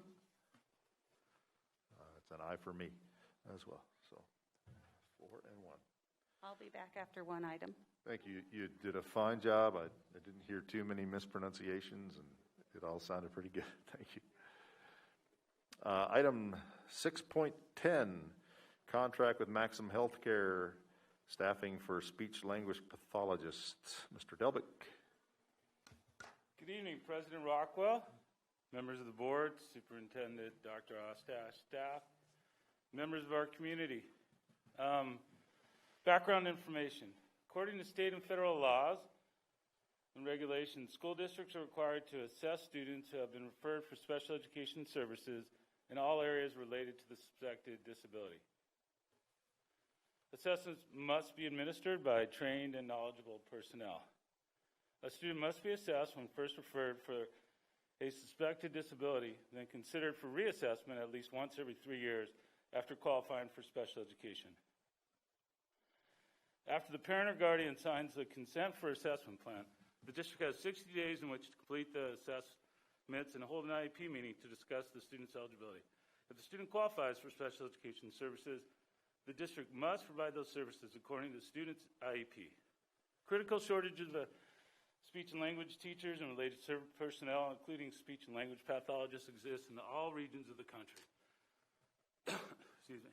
The shortage of speech and language pathologists will continue to grow, not only because there are not enough graduates, but also because the number of children diagnosed with communicative disorders will continue to increase. Current considerations. In January 2022, one of our on-site speech and language pathologists resigned from their position. To accommodate the speech needs of our students, the district would like to contract with Maxim Healthcare Staffing to provide teletherapy services at Richmond Elementary School.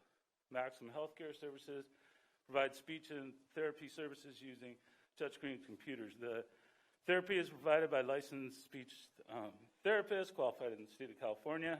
The district will be contracting for the services of one full-time speech and language pathologist for the remaining of the 21-22 school year and extended school year.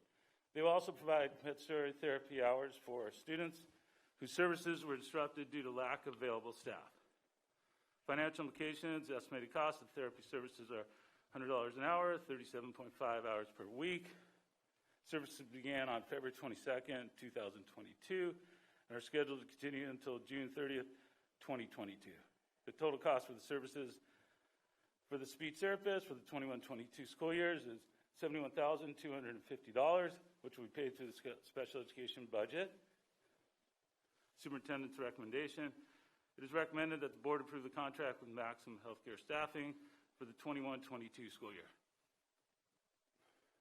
Move the recommended action. Second. Got a motion and a second. Any questions or comments from the board? Yeah, we just need to figure a way to grow room on these too. So Yeah, I it's think been ongoing. That's very true. Well, it's just frustrating. So is this the funding we'll use for this? Is it covered by what we would have spent on the person who resigned? So yeah, it's outsourcing, unfortunately. And teletherapy is something that we're doing. We do it a lot. It's not for speech. It's okay because they have two big screens and they can see the kids, and we have. But yes, if we can have in person, that's. But this is acceptable, and we did this even before COVID. So this is something that's been going on. The teletherapy. It's one of the areas where it is accessible, as opposed to like an occupational therapist is more on hand, right? If that makes sense. Yeah. All right. Any other questions or comments from the board or the public? We'll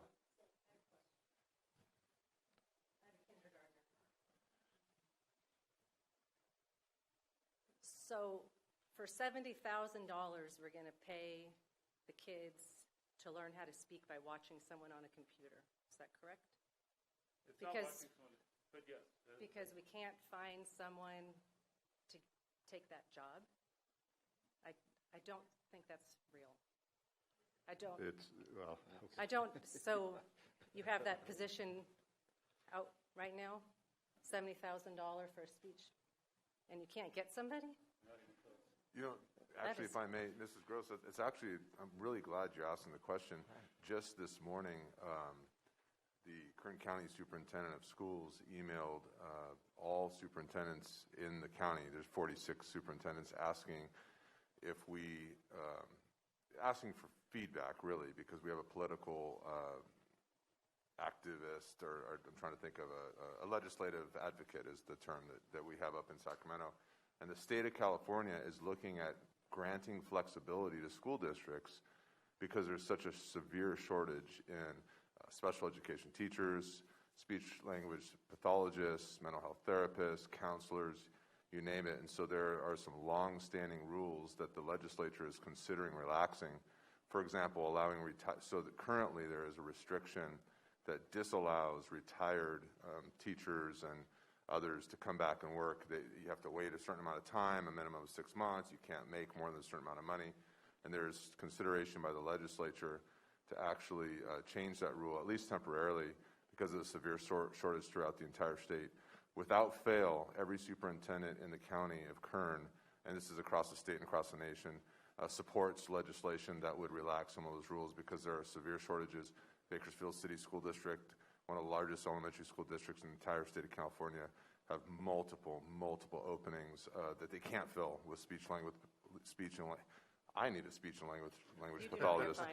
So it's totally fair and legitimate. You would be asking this question. It doesn't make sense historically. You know, if you think back years and decades, it has not been historically difficult necessarily to fill positions, you know, in public agencies and school districts. That is not the case currently in the state and in the nation. There is a severe shortage, especially for specialist positions. So I just wanted to, I thought it was a really good question you're asking, and everybody should know how severe it is and how universal it is. So is there something us parents can do? So like if you guys are running up into a wall with legislature or unions or something, us parents right now, we are ready to attack. So no. if there's like some direction you can give us, I will go after the legislature, the senators, whatever. Well, you know, you have several kids. You mentioned you could point them in the direction of pursuing certification and specialization and becoming specialists for us in Sierra Sands. I mean, I'm being serious. I mean, we just have a shortage of Americans currently who are pursuing, you know, public education, public service, and more specifically, the specialist positions. I'm optimistic. I think that, you know, there are a lot of things coming down the pike. There are incentives that are coming, you know, from the state. There are incentives, but currently there's kind of a lag, and there just aren't enough. The other thing too is there's a lot of money that has been deployed by the federal government to add positions in areas that we historically didn't necessarily have. We have lots of new specialists and lots of new positions that have been more recently funded by special funding. So I think sometimes it just takes time, you know, for people to get through the system and to prepare themselves for these new positions. Not new positions, but relatively new positions. Okay. Yeah. Dr. Osset? Oh, sorry. Go ahead, Mr. Ferris. If I may, I think another element of this that's housed in the body that was described here is that not only is there this horrific shortage, but these services are required by law. Yeah, so we don't have an option of saying, oh, well, we won't provide those services right now, or we'll provide lesser service. We have to find a way to do it, and if this is the best way to do it, it is the best way to do it. So that's an important part of this equation. It's not optional. We don't have the option to say, oh, we'll wait till we found somebody. We need to fill that. There's kids right now that need this, and if we waited until we hired somebody, that wouldn't be good either, right? That's. Yeah, and you know, just to address that too, yes. The state is, as Dr. Ostash was saying, there's incentive $25,000 for anyone who wants to become a school mental health worker to help them with school. I mean, we were looking for qualified, and speech and language pathologists is one of the hardest to come by. And they have options besides schools too. So we compete with a lot, but we'd love to yes, get someone who's here in person doing it, and that's what we try to do. But when people don't apply, we have to get someone because the services have to be delivered to students. But thank you. Mr. Ferris. One other element I think that you pointed out very well, Mr. Delbeck, in this presentation is that this is also a specifically growing area of need. The more students we have that test into this, the more significant the need is for the staffing attention. So it's yeah, especially in light of a lot of students were on distance learning for a while, and there's needs that are increasing. So yes, all those above. Yeah, the needs are increasing faster than the body of practitioners. Any other questions or comments on this topic? We have a motion and a second. Dr. Hauk. Aye. Mr. Ferris. Aye. Mr. Scott. Aye. I'm going to assume Mr. Johnson's not available, and it's an aye for me. We'll move to the concurrent agenda.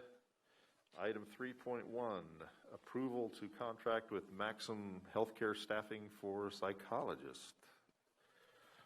Yep, and this is similar background information. According to state and federal law, school districts are required to assess students who have been referred for special education services and all related areas related to the suspected disability. Assessments must be administered by trained and knowledgeable personnel. A student must be assessed when first referred suspected disability and then considered for reassessment at least once every 3 years after qualifying for special education. When a consent for an assessment plan is signed by a parent or guardian, the district has 60 days in which to complete the assessment and hold an IEP meeting to discuss the student's eligibility. The needs of the district's special education department require the services of 5 full-time educational psychologists in order to meet compliance timelines. In December 2021, one of the district's psychologists resigned, creating an unfilled position. The district advertised for the psychologist position, and with no applicants willing to relocate at that time, the district was able to retain a contracted telepsychologist in February. But the lapse in service due to the staffing shortages created a backlog of assessments, which has caused the district to be out of compliance with policy that assessments be completed within 60 days of the signing of the assessment plan. Maxim Healthcare Staffing sent the district the resume of a California licensed school psychologist. After phone interviews with the SELP director and one of the district psychologists, the district offered a contract for psychological services on a full-time basis for the remainder of the 21-22 school year. The psychologist is fully licensed in California and holds a valid credential in school psychology. District staff believes the use of the school psychologist to teletherapy will assist in meeting compliance timelines for educational psychological assessments as mandated by federal and state law. Financial implications. The estimated cost of the psychologist service is $42,775, which will come from the special education budget. It is the recommendation that the board ratify the contract with Maxim Healthcare Staffing for the services of a school psychologist teletherapy for the remainder of the 21-22 school year. Move the recommended action. Second. We have a motion and a second. Any questions or comments from the board or the community? Seeing none, we'll take a vote. Dr. Hauk? Aye. Mr. Ferris? Aye. Mr. Scott? Aye. Mr. Johnson? Aye. Yeah. Yeah, the hotel finally reset their Wi-Fi router and got me a better Wi-Fi connection. So I've heard the whole thing and said yes to everything. Sorry if that is working. Thanks. So for everybody's edification, Mr. Johnson is on the East Coast, so these meetings we try to make go as long as possible. Yep, so that's fine. It's like we did for you. Yeah, I know. Some grinding along at 1 a.m. It's an aye for me also, so it's unanimous. We'll move to 7, Policy Development and Review. 7.1 is Adoption of Board Policy 6170.1, Transitional Kindergarten. Dr. Safko. Hopefully you can pronounce all of these. I will do my best. Okay. The proposed board policy, 6170.1 Transitional Kindergarten, is new for the district and board consideration. The first reading was presented at the February 17, 2022 regular board meeting. Board Policy 6170.1, Transitional Kindergarten, is a required policy for districts that maintain a kindergarten program. Education Code 48,000 defines transitional kindergarten as the first year of a 2-year kindergarten program that uses a modified kindergarten curriculum that is age and developmentally appropriate. Many of the requirements applicable to kindergarten, class size, minimum school day, facilities, are also applicable to TK. Board Policy 6170.1, Transitional Kindergarten, provides the purpose of the program, student eligibility criteria, curriculum and instruction requirements, as well as staffing and credentialing requirements. In addition, the policy articulates Education Code 8281.5 as added by Assembly Bill 130, which established the California Pre-Kindergarten Planning and Implementation Grant Program as an early learning initiative to expand access to classroom-based pre-kindergarten programs or universal pre-kindergarten, also known as transitional kindergarten. There aren't any financial implications related to adopting this policy, and it is recommended that the board adopt the policy as presented. Move with recommended action. Second. We have a motion and a second. Any questions or comments from the board or the community? Seeing none, we'll have a vote. Dr. Houck? Aye. Mr. Ferris? Aye. Mr. Scott? Aye. Mr. Johnson? Aye. And it's an aye for me. It's unanimous. Takes us to 8, Personnel Administration. Move 8, 1, and 2. Second. Got a motion and a second on 8, 1, and 2. Before we have a vote, I'll echo Dr. Ostash's remarks. This month every year is the one where we do see all the retirees on the list, and there's probably certainly 100 or more years of experience represented, and we thank everyone for all their work and congratulate them on their decision to retire, and make sure we want to get every last moment of energy out of them between now and the end of the school year. So, we have a motion and a second on 8182. Dr. Houck?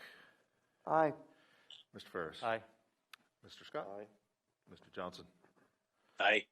That's an aye for me. It's unanimous.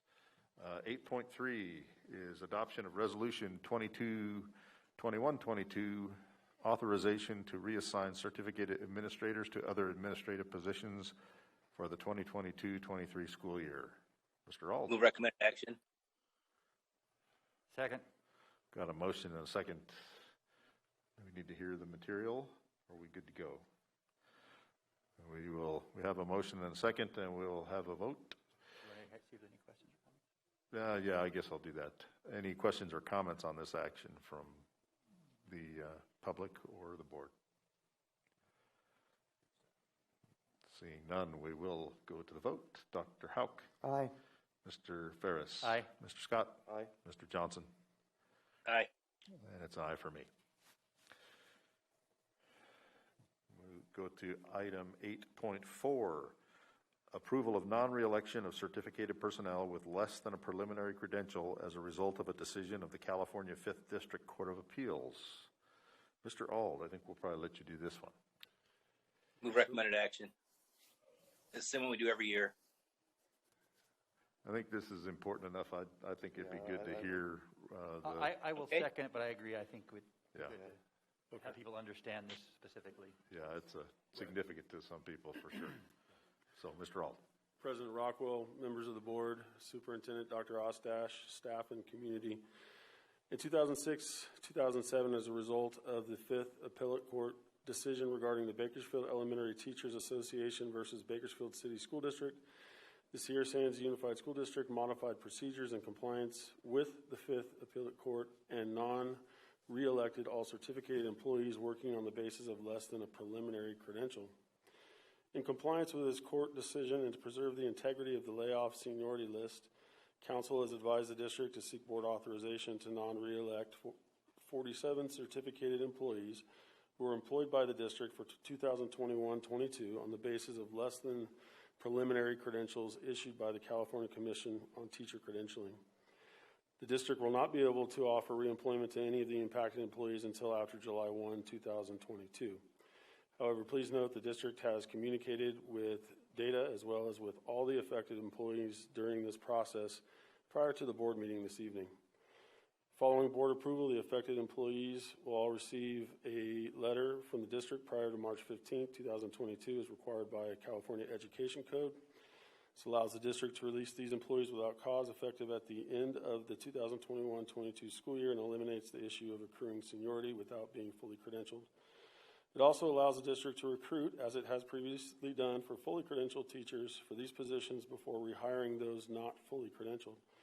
If the district is unable to employ fully credentialed teachers in any of these positions, it may reemploy any or all of these impacted employees for the 2022-23 school year. Financial implications are unknown. There is potential for additional unemployment insurance costs to the district as a result of this action. It is the superintendent's recommendation to approve the non-reelection of 47 certificated employees employed by the district for the 2021-22 school year on less than a preliminary credential as presented. We've got a motion and a second. Any questions or comments from the board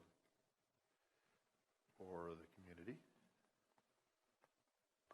Mr. Rockwell, I'm just going to highlight, it was mentioned in the text here that we've met with them. I would like to share what the purpose of meeting with these folks was to indicate that we really value these teachers' service, and we really look forward to continuing our relationship with them. That we obviously have an obligation because of the law to seek fully credentialed teachers, but it should not go unstated that most of these 47 teachers are in the process. It's expensive and it's a lot of hard work to do this while teaching, and so we really value them, and we look forward in most cases to continuing our relationship with them. We're invested in them, they're invested in us, and there's, to a large extent, this is a technicality. I just wanted to highlight, the relationship that we have with these folks. Yeah, great. Thank you for that.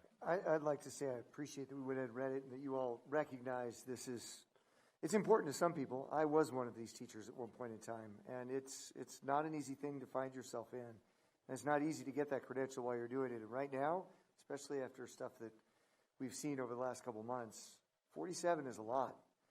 And hopefully we're able to not have to have so many in the future, because it's tough to be one of them, definitely.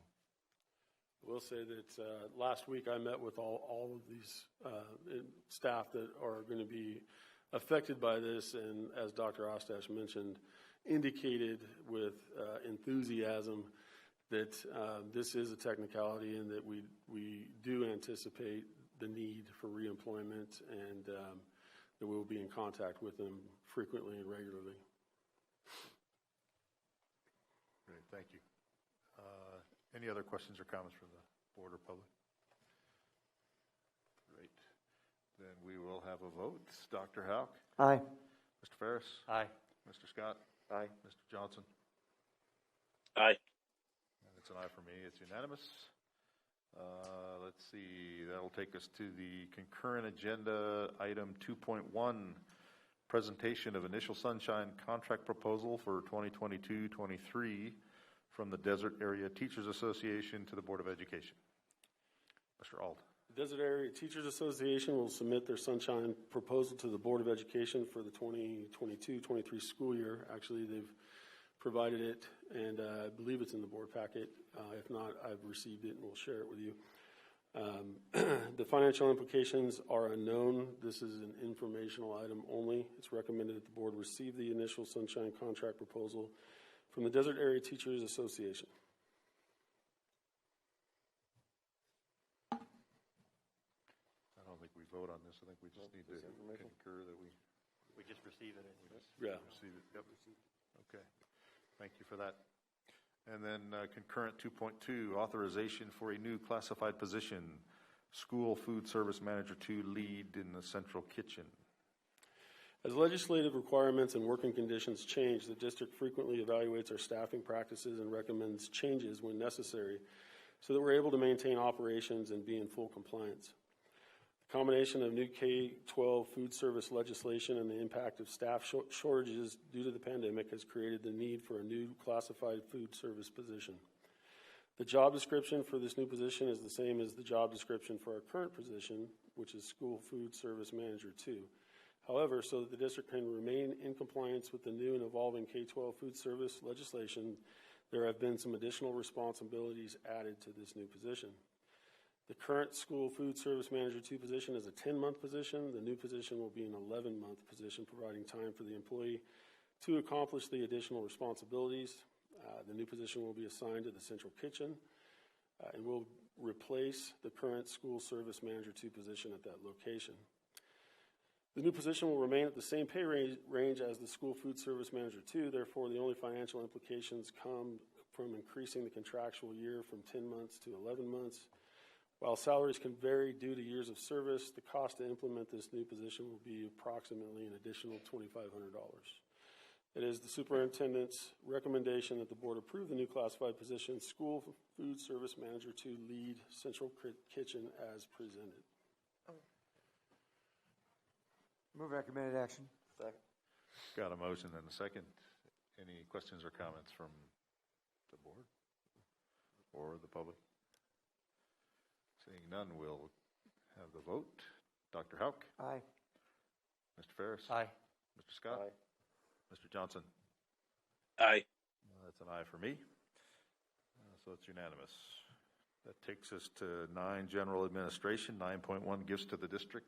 Mr. Scott. The following gift was received. Laura Vitale donated a refrigerator with an estimated cash value of $377 to be used in the staff lounge at Innikern Elementary School. Financial implications: donations provide support to the district and have a positive financial impact. I recommend we accept the gift as described and send an appropriate letter of appreciation. Second. We've got a motion and a second. We'll have the vote. Dr. Houck? Aye. Mr. Ferris? Aye. Mr. Scott? Aye. Mr. Johnson? Aye. And it's an aye for me. Unanimous. 9.2, adoption of resolution number 19-2122, authorizing necessary and appropriate action to declare rural status for purposes of exemption from Education Code Section 46148. Dr. Ostash. Thanks, Mr. Rockwell. Senate Bill 328 was actually signed into law on October 13th, 2019, and it's actually something that caused quite a stir at the time. It represents a bill, kind of a one-size-fits-all bill. 1,000 school districts in the state of California, and as a state, if we were a country, I think we're the 4th or 5th largest economy in the world. And so it caused a stir, and then pandemic hit, and it really sort of went behind in the back burner a little bit. But the bill does prescribe start times for secondary schools beginning in the 2022-23 school year.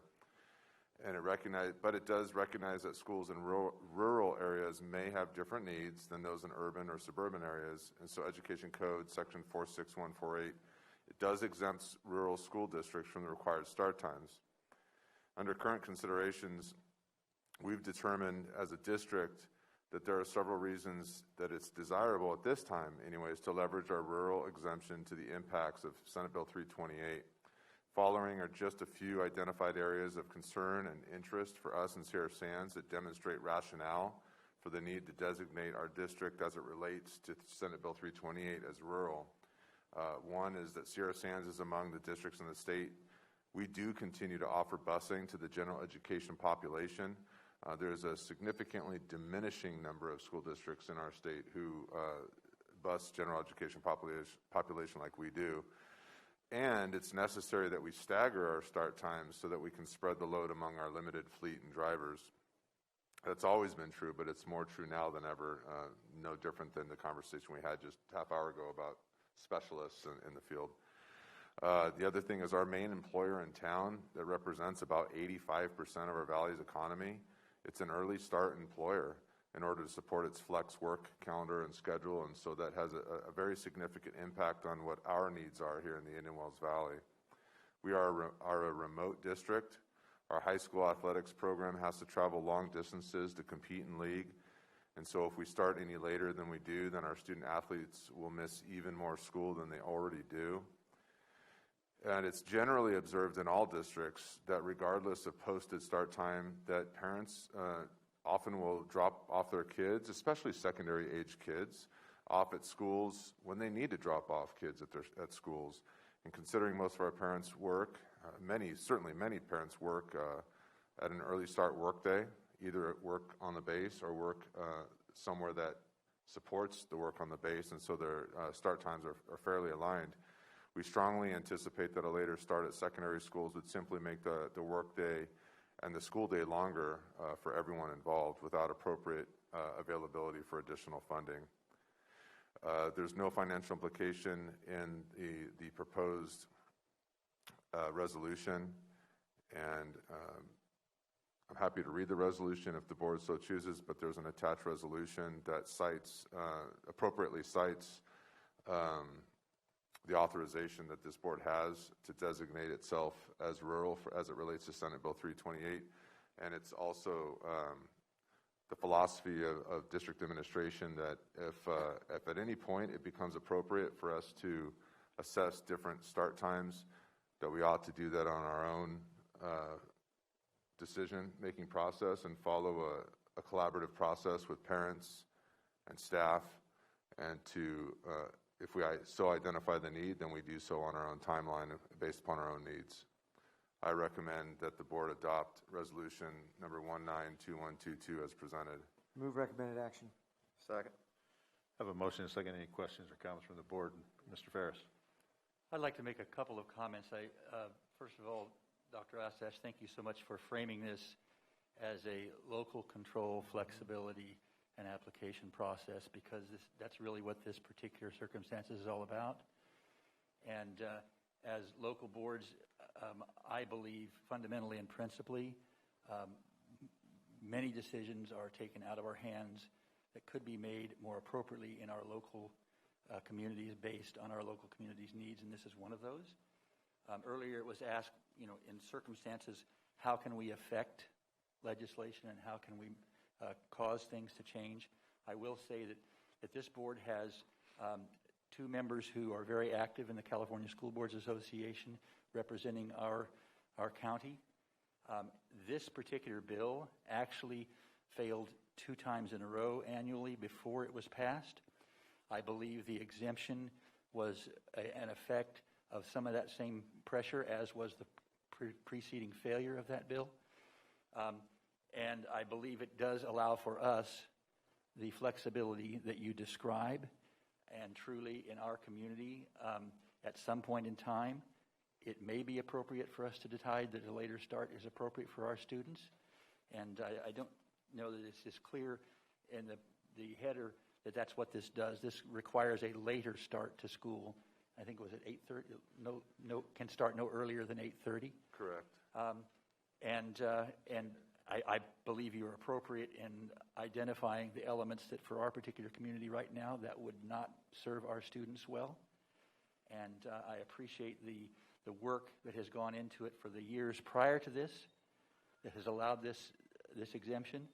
I think it's appropriate for us to apply for this exemption, and I really commend this board for supporting the kind of efforts it has supported over the years in seeing that in whatever ways we can affect legislation that affects all of our districts and our district specifically. I think it's a very powerful tool. It's a very important tool, and that work needs to be highlighted because of its critical nature. And this is a specific instance of how that has affected us in a positive way. Thank you, Mr. Ferris. Dr. Howe? Yeah, Mr. Ferris covered that very, very thoroughly. Since I've been on the board, it's been COVID stuff, but this came up, and this is actually something that people in the community have come and asked me about. Are we really going to start later? That would not be great.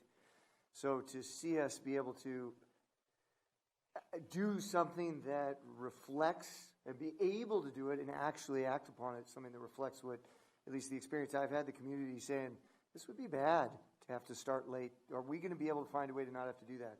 We found a way. Thank you for doing that. Thank you for applying for it. Yeah, I think what I'd add is that I do concur that the vast majority of people that have reached out to me have been in favor of what what the action is recommended to be tonight. There are others who are pretty passionate that, starting later is a good thing. And I think starting later in general would be a good thing if we were in a position to logistically manage that in a reasonable way, and if it did not diminish the educational process for, many of our students who participate in activities that require out-of-town trips associated with those activities. I think the fact that some people would like us to start later is not lost on me, but I think, all things considered, it kind of all comes together where making this declaration is important, and that, as we've stated, if we wanted to implement something that worked here in our community, that would be great. But the one-size-fits-all that is coming from Sacramento is not it. So. This does indeed give us the flexibility to do what is best for our community and our students. And in the end, that's what it really has to be. Right. I mean, someone can look at California and say, in general, this is a better program for students. But in our district, in general, if it's not best for students, then we have to alter that so that we give what's best to students. And I believe this does not dictate to us what we do. Right. It just gives us the options to determine, after a thorough analysis, of what truly will be best for our students. And I think that's what we've got to do. Yep. Exactly. Concur. Any other questions or comments from the board or from the public? Seeing none, we'll go to the vote. Dr. Houck? Aye. Mr. Ferris? Aye. Mr. Scott? Aye. Mr. Johnson? Aye. And it's an aye for me. So it's unanimous. Takes us to item 9.3, mask mandate update. Dr. Ostash. Okay, thanks, Mr. Rockwell. Well, in contrast to the conversation we just had, where we dug deep and looked at the provisions and the options we had and developed our rationale and pursued exemption, we know that there have been some mandates that have come from the pandemic in which exemptions did not exist. So I do want to update the community, the board and the community, that as we all heard on February 28, that the state of California is relaxing the state-mandated masking requirement as it relates to public schools at the end of tomorrow. A little bit of an odd way to do it in that effective March 12, you don't have to have masks. So how that works for us practically is starting on Monday, March 14. We will obviously, as we always have been throughout the last 2+ years, we will be in sync with the law. We've kind of colloquially said kind of no more, no less. We'll follow the law at all reasonable levels. And so we do look forward to following the law on Monday, March 14. So what that is it's true. I do want to comment that it's never been the law. There is no law that says you have to wear a mask. It's derived from law, and I know that there are different philosophies about it, and that's something that is interesting to debate. Personally, but the mandate did come from the executive orders from the governor that the legislature granted him, and that the courts affirmed and reaffirmed throughout the process. And it has caused a lot of divisiveness, in a lot of school districts and in a lot of entities throughout the state. And I also want to comment, also there have been some questions regarding whether or not employees must continue to mask after March 11th. So I do want to be clear that the mask mandate is not specific to students or staff. Instead, the mandate required all individuals within a K-12 setting to mask while indoors when students are present. But that mask mandate terminates after tomorrow. So that applies to all individuals, which includes students, staff, and adults.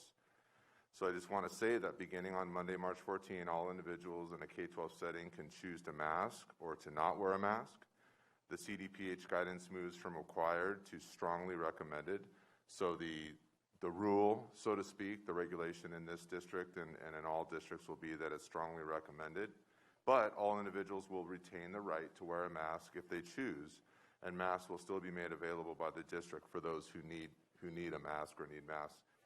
And I guess I would just make an appeal to all students and all teachers and all parents that as we move forward, we should be excited about moving forward where we see an increased level of freedom to choose. I'm grateful for that. I also want to say that I've been in the schools, in all of our schools, and I have observed, and I can anticipate with great confidence that there will be a number of students and a number of staff and a number of parents who choose to continue to mask. And I think that we should honor those. I think we should honor those who don't choose to mask. I won't choose to mask, and I hope that I'm supported in that way. But I know that those people who do choose to mask, we need to honor that. And so we want to make sure that students aren't engaging in any kind of bullying activity, or that adults are engaging in any kind of bullying activity on either side. We want to make sure the instructional environment is comfortable and accessible, and that we're honoring choice on both sides. And so I know that staff is going to need our support as a community and from parents, that there will be choices made on both sides. And we need to move forward. We need to understand that this is our school district. It's state funded, but it's our district. And so we want to make sure that it's a place of maximum opportunity for our students and for our staff, and that we move forward in a very productive and optimistic way. So I'll open it up. If there are any questions from the board, or however you want to handle it, Mr. Rockwell. Yeah, I think, well, I'll start. I guess, this has been a horrific experience for probably everybody, no matter what side of this issue you're on. And I think the thing that a couple things have concerned me about it over the last several months. One is the polarization of people. I mean, I've had people that I've known for many, many years, get on YouTube and get on Facebook, and, people I thought were my friends telling me what a sheep I am and what a tyrant I am, and, all of these things that are just, I don't know. I don't get it, right? And, I've seen things in the last several months that I just never thought I'd see, which I'm sure we'd all probably say the same thing. But so that's concerned me, but I am confident that we'll get past that, we are all people. We're part of a community that has always been a close-knit community, and that we will recover and survive fine. But the other thing that has concerned me a lot is a lot of the stories of people being belittled, demeaned, threatened for not wearing a mask, for wearing a mask, for any of those kinds of things. And I am shocked and disappointed that those things have occurred. And I kind of get some of it a little bit, because students are frazzled. Staff is frazzled. Parents are frazzled. This has just been wearing on everybody. So I can certainly understand that people's, fuses are very short, and, when fuses are short, things don't typically go well. So I guess I'm not surprised that some of that has occurred, but it's not okay, even though it's not surprising. And so, given this is sort of a new start on Monday, we all need to kind of rededicate ourselves to treating each other kindly, to taking care of each other, to making sure that, like Dr. Ostash said, that this is a point of moving forward and strengthening all of us as we do go forward. So, any other comments from any board members?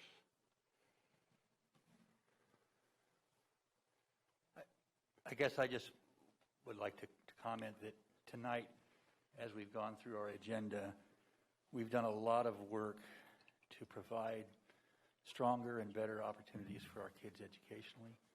That is the focus of our work. It has always been the focus of our work. As we've gone through the last couple of years, there have been specifically additional challenges that have made it more difficult to focus on those specific elements. But as has always been the case, this particular board and administration has been very attentive at trying to be effective whenever and wherever we can to advocate for our kids and their educational process. And in many of these situations where we have had specific regulations passed upon us, we have been vocal and advocated in the places where we can vocalize and can advocate to try and change those decisions, to influence those decisions, because that is the work we are charged to do. And I feel very proud to have been a part of doing that. And I think this district has also done a good job of trying to analyze the scope of the whole and determine how do we best serve all of our students in a way that's meaningful and safe and in following the law. And I believe we have done that to the best of our ability in a time that's been very trying. And at the same time, we've focused on trying to influence from the very beginning. I remember when the first determination was made that we had to close our schools, this district was working very hard to try and figure out a way in our own community that we could keep our schools open and keep our kids in the classroom, because we knew that the best place for our kids in this community would be in the classroom with the right safeguards in place. Now, we weren't successful at that. We were overruled, but it did not stop us from continuing to express our concerns in the appropriate places where the decisions could be changed. And so I feel very confident that we gave it that attention. As you have said, Mr. Rockwell, it is certainly a very difficult circumstance, and we identified from the very beginning that there were, in this event, there was this full spectrum of people who feared for their life every moment to people who felt like this was a big hoax, and all points in between. And it was our responsibility to guide through that for the best interest of our students, and I believe we did that. So, thank you. Anything else from the board at this time? All right, then we'll open this topic up for public comment. Same rules apply, name, address, 3 minutes limit, and we'll go from there. I'm Brian Williams, 1421 South Gold Canyon. I just want to make the fact that tonight you made a decision to, I keep using the word law, to break the law and not let us come in here without a mask. So the mandate doesn't go away until tomorrow. And I know you could have made that decision a month ago. We watched the Super Bowl with 70,000 people come unmasked. I don't understand why you made this decision. And I'm happy you did, because I was being ready to be turned around and leave tonight. And then the other question would be, too, just kind of the what ifs. Like, what if a teacher really feels strongly about masking still, and that teacher chooses to wear a mask? How does he or she tell that to the students? So is it going to be kind of like, hey, you know, I'm still wearing this mask because it's the safe thing to do. You need to be wearing that mask also. Or we strongly urge you to do that. So I'm wondering if there's going to be a statement that comes out from the personnel office or from the superintendent like, hey, this is really an issue you don't need to talk about anymore. If you want to wear a mask, great. And parents will tell the student, hey, if you want to wear a mask, that's fine. If you don't want to wear a mask, that's your choice. I'm just wondering how that's going to come out from the district office. And that would be my question to you as a board, how that's going to happen. And how kids aren't intimidated into wearing I've communicated all throughout the earthquakes and pandemic, and you can be assured I'll be communicating, you know, how this should go, and you know, students and staff should have the right to choose either way. And I know you're in touch with the schools, but I would say that this mass protest has been handled differently in different classrooms. And so I know you wouldn't say 100% of the classrooms have been handled the same way. So I would just hope that something would come out And there were even principals yesterday saying their staff would need to wear masks still because they didn't know it didn't apply to staff members. It was just to students. So the communication, I know you do a great job with it, but it's just not getting out there. And I just really hope the students are not continue to be punished for this and be forced to wear masks when they don't want to wear one. So that would be my point. Yeah, let me address one other thing real quick, just because you brought it up, and it's, to be honest with you, I've been agonizing over how I wanted to deal with this tonight. So the decision to break the law was mine and mine alone. And I, to be honest with you, until really before I sat down, or within the hour before the meeting, my intention was to say, look, the rule, right, the policy is to wear a mask, and we've been pretty clear on how we manage that for the last 6 months or however many times we've had to go meet back there. And I was very close to saying, yeah, that's still the policy, so we're going to manage it the same way. And but what's different tonight is that we know 24 hours from now that mask mandate gets relaxed. So I thought it was okay to kind of step out a little bit so that we could do this out here. But there were kids today that were forced to go to the gym and forced to go to the library because they weren't wearing their mask. And that could happen tomorrow. Yeah, I mean, that's still the policy tomorrow. Yeah. Well, we want our kids to trust us and to believe in us, and then we do these kind of things, and we watch things. We even watched the State of the Union address, 2 weeks ago? No one in the house had any mask on. There were a couple people, but for the most part, no one had a mask on. So I just think our students see that, and they think, and our teachers are saying, hey, you have to wear a mask because it's safe. What about our whole entire government? They're not wearing a mask at all. And so I just think it's really a message we're sending to our students and our parents. And I don't really, so, well, thank you. Yeah, thank you.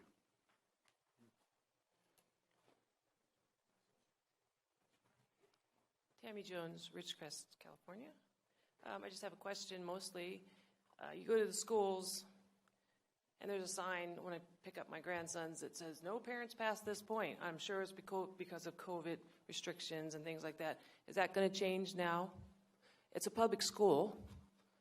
There should be access to your children. It's really a safety issue at some points. But I'm just curious if that's going to change, that you have be able to, well, you guys want... Parents are always welcome to come to the office, and parents are included. But to your question, there will be a lot of modifications and changes, and eventually, very soon, I believe, none of the pandemic implications will be here. Yes. So to answer your question, briefly, is I believe that the pandemic protocols will be changing as we move forward. And in short order, you will probably be seeing communication about how we're welcoming, guests and volunteers and those types of things. Right. With your staffing issues, I know my mother, myself, they welcomed volunteers and help in the classrooms. Well, let's utilize that resource. We aren't able to, we have to. You guys are in a position where you have to rely on the community and the parents. Grandparents. Yeah, great. The brain trust in this community is pretty high. And I would imagine that we could reach out to those resources. Thank you.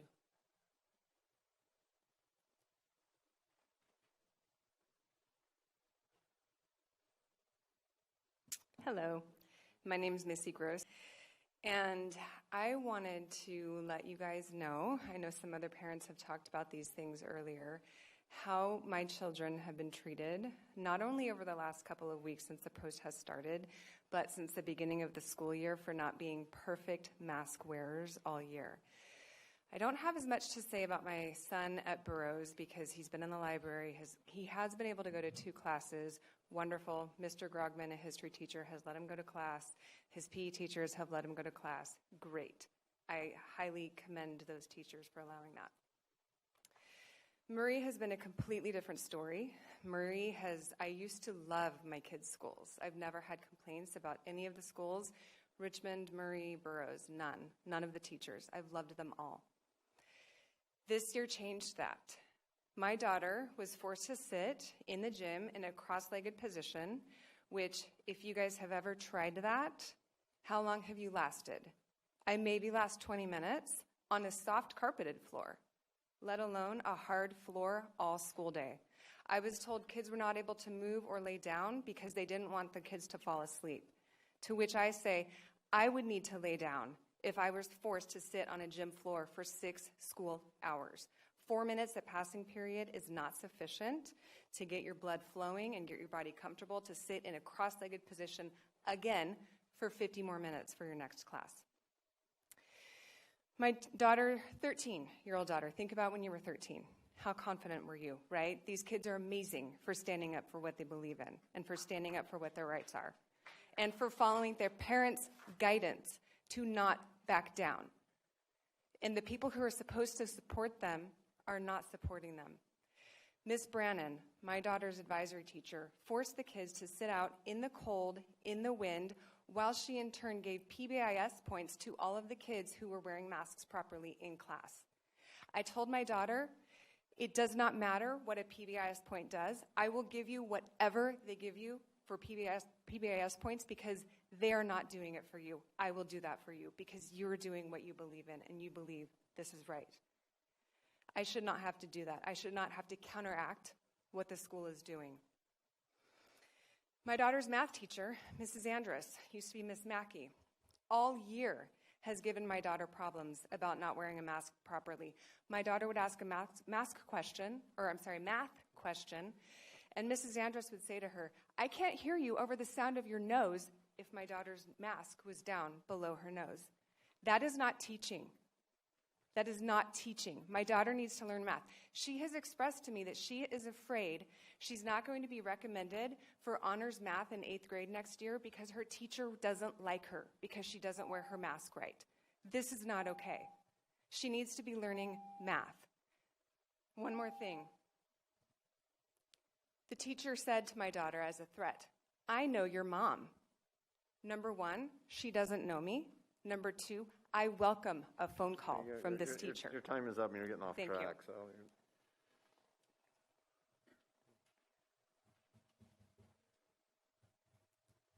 My name is Ben Spurbeck, live in Ridgecrest Estates, and I want to motion the board to open up an agenda item to go over what's going to be done to these teachers that are obviously bullying the students. There needs to be consequences, and we need to hear about what your guys' plans are to directly speak with and basically, we want to know their names.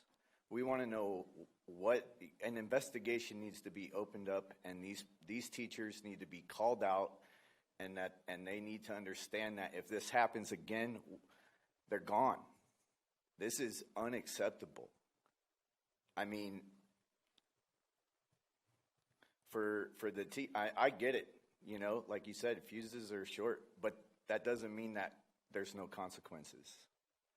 So I'd like to open up an agenda item that we can track, that we're going to hear about what you guys are doing to the teachers, for the teachers, to get them either removed if this continues or something. Thank you. Thank you.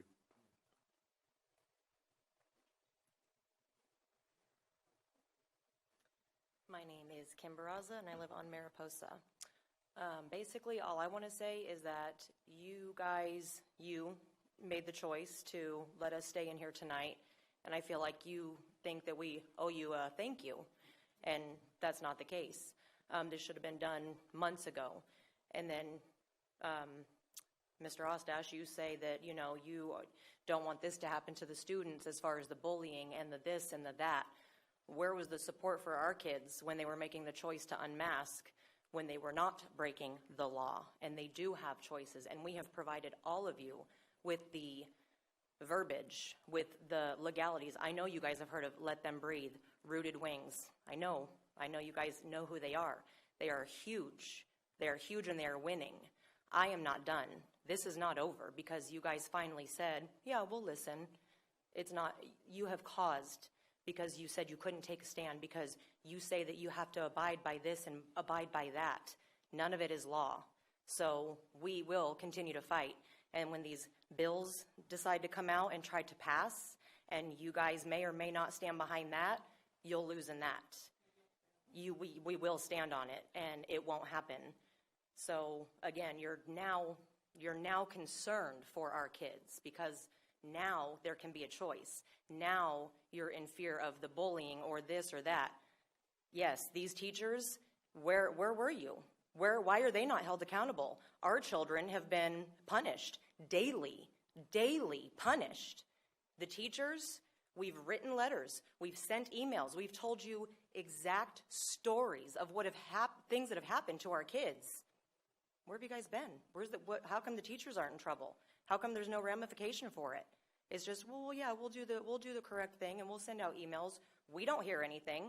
We don't get emails saying, well, we're going to set up a meeting with this teacher who did this to your kid.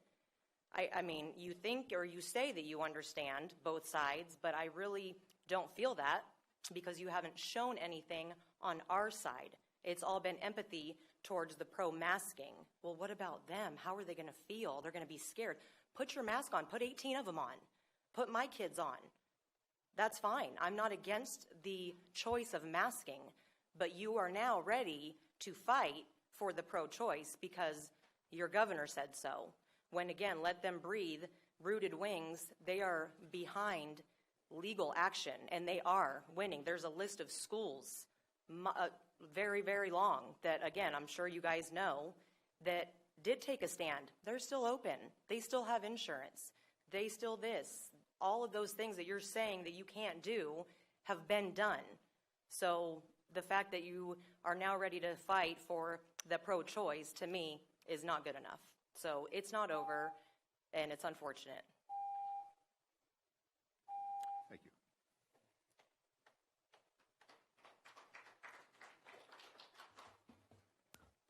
My name's Karen Taggart. I'm in Channel Lake Acres in Ridgecrest. I wanted to start off by reading where it says right here on your agenda tonight, we, the members of the Board of Education of the Sierra Sands Unified School District, are committed to providing the highest quality education in a safe environment to all K-12 students.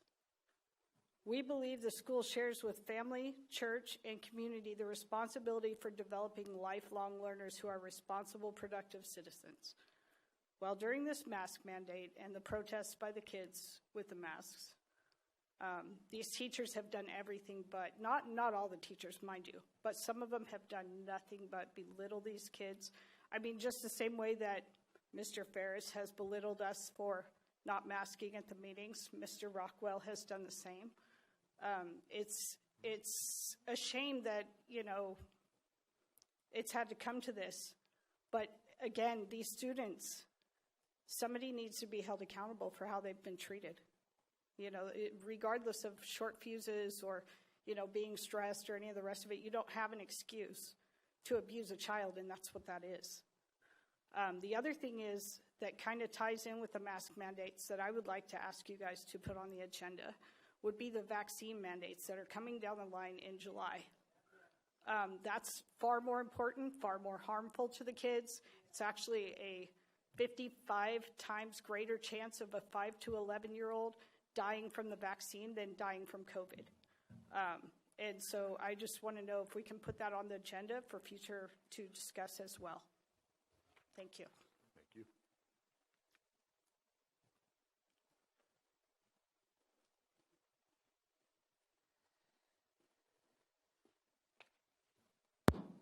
Hi, Jennifer Williams.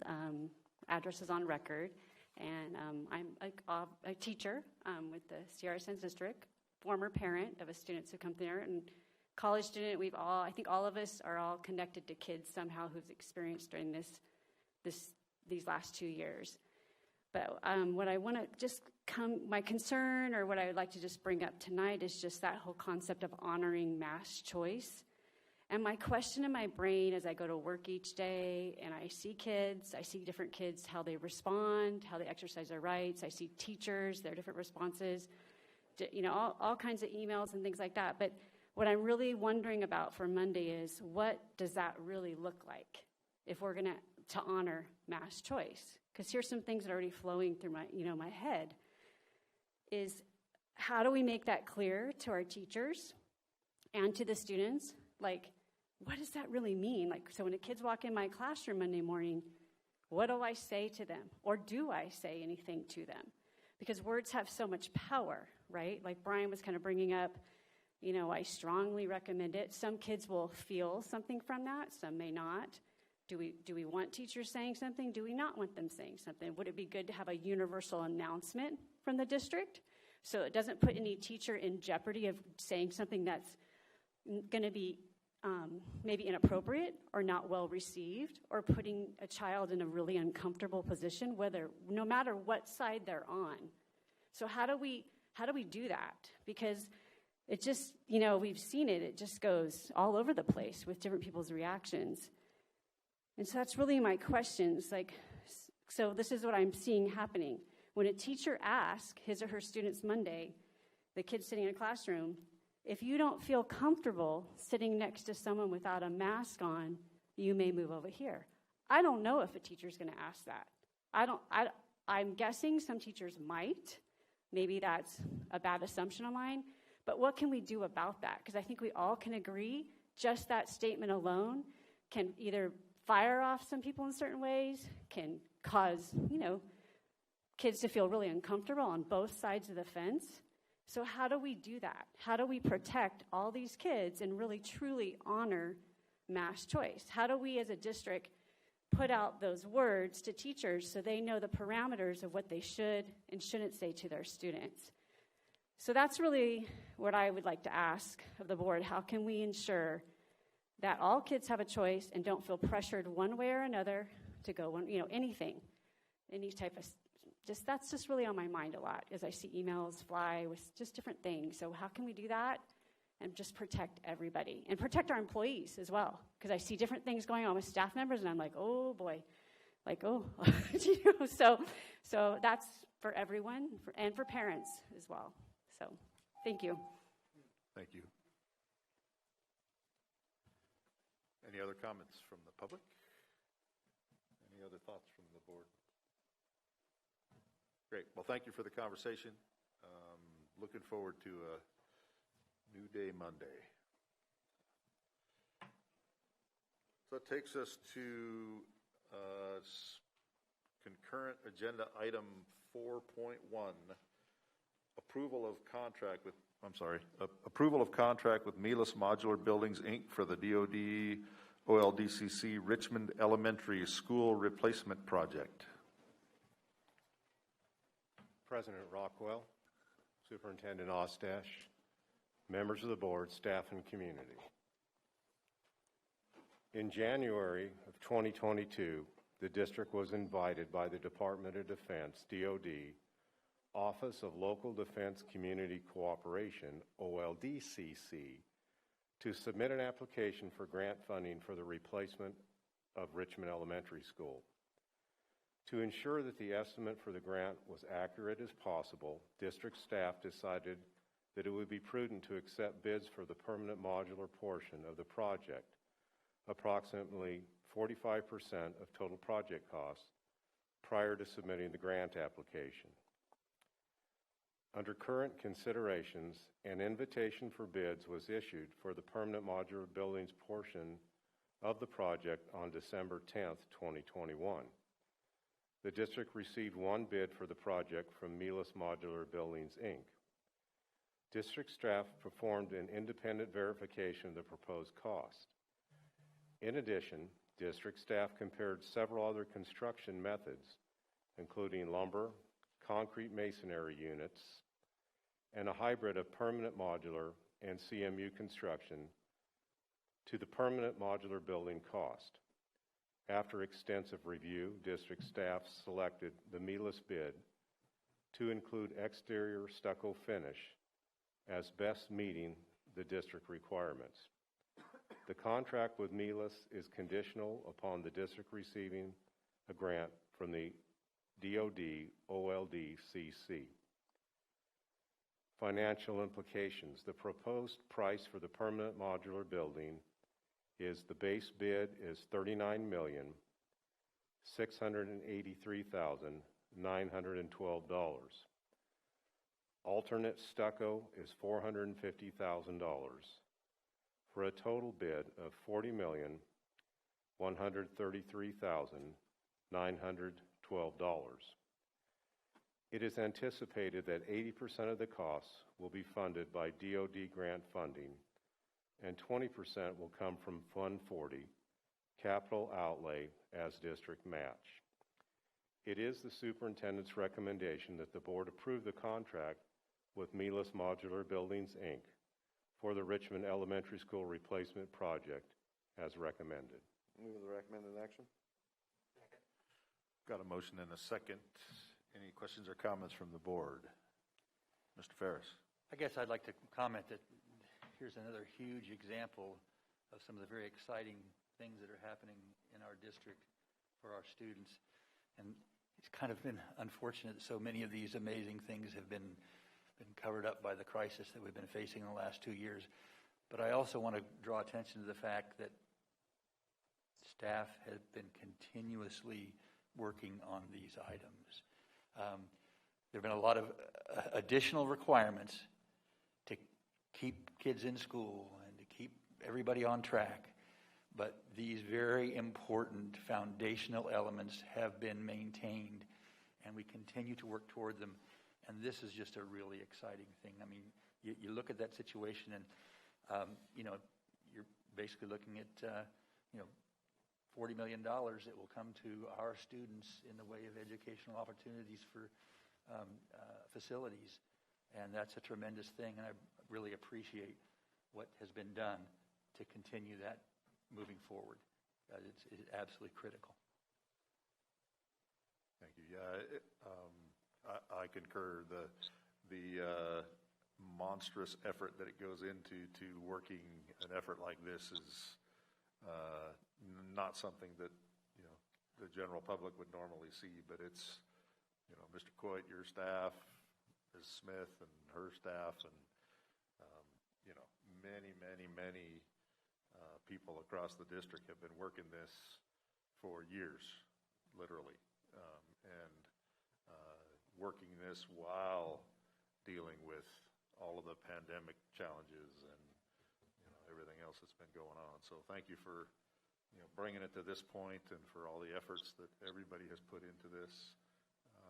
It's unfortunate that a lot of the people that were here aren't here now to see, and that this is a huge thing for this district, and it's wonderful that we have this opportunity. So thank you. Any other questions or comments from the board or the community? All right, seeing none, we'll have the vote. Dr. Houck? Aye. Mr. Ferris? Aye. Mr. Scott? Aye. Mr. Johnson? Aye. And it's an aye for me. So, unanimous. Thank you. That takes us to business administration. Item 11.1, approval of the second interim report for fiscal year 2021-22. Ms. McGuire. Good evening, President Rockwell, members of the board, Superintendent Dr. Ostash, staff, and community. I bring to you the second interim report of the fiscal year of 21-22. In accordance with the California Education Code 42130 through 42131, no later than 45 days after the close of each reporting period, the school district governing board shall approve the second interim financial report and certify in writing the school district is able to meet its financial obligations for the remainder of the fiscal year and based on current projection for 2 subsequent fiscal years. Twice each fiscal year, school district governing boards are required to certify the district's ability to meet its financial obligations for the remainder of the current and 2 subsequent fiscal years. There are 3 different certifications of financial condition: positive, qualified, or negative certification. A positive certification indicates the district will be able to meet its financial obligations for the current and 2 subsequent fiscal years. Based on the reports as presented, Sierra Sands Unified School District has a positive certification for the 21-22 second interim and both subsequent fiscal years. Financial implications are as follows. In the unrestricted general fund revenue, local control funding formula revenues are reflecting a decrease of almost $1 million due to a decrease in the 3-year rolling average of unduplicated pupil percentage of approximately 2.8%. Other local revenue increases reflect increased interest projections and other reimbursements, such as bus pass revenue. Expenditures, changes in salaries and benefits reflect the reconciliation of budgets to position control. Increases in books, supplies, services, and other operating costs are a result of posting site carryover and alignment of budget among elements of expense. Current projections reflect a reduction in anticipated contributions to the Child Nutrition Fund, Special Education Resources, as well as the Sierra Vista Center, Education Center resource. In restricted revenue, federal revenue increases are $13,000 in special education IDEA funding, $19,000 in ESSER 3 funding, and $5,000 in ESSER 3 learning loss mitigation funding. Other state revenue increases are $350,000 approximately for the A through G completion improvement grant, $170,000 in the universal pre-K grant, and $56,000 increase in the after-school education and safety allocations. Other local revenue increases are $60,000 in the Sierra Vista Education Center, as lease revenues are more than were expected at first interim. In expenditures, changes in salaries and benefits, books, supplies, services, and other expenses, as well as capital outlay, reflect the alignment of the pandemic relief funding, as well as newly acknowledged funding across all elements of expense. The reduction in debt service or other outgo reflects the alignment of the budget to the actual debt service schedules.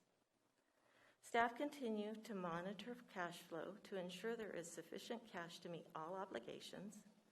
The district has borrowed $5 million of the Fund 17 reserve balance to maintain sufficient cash flow for the normal operations of the district in the General Fund 01. The district is projected to continue to deficit spend over the next several years. While one-time revenues have mitigated the immediate risk of the district, a careful review of current programs and their expenditures is necessary, including the obligations connected to supplemental and grant funding, concentration grant funding as part of the LCFF. The key to protecting the fiscal flexibility and solvency in an uncertain environment includes maintaining adequate reserves to allow for unanticipated circumstances.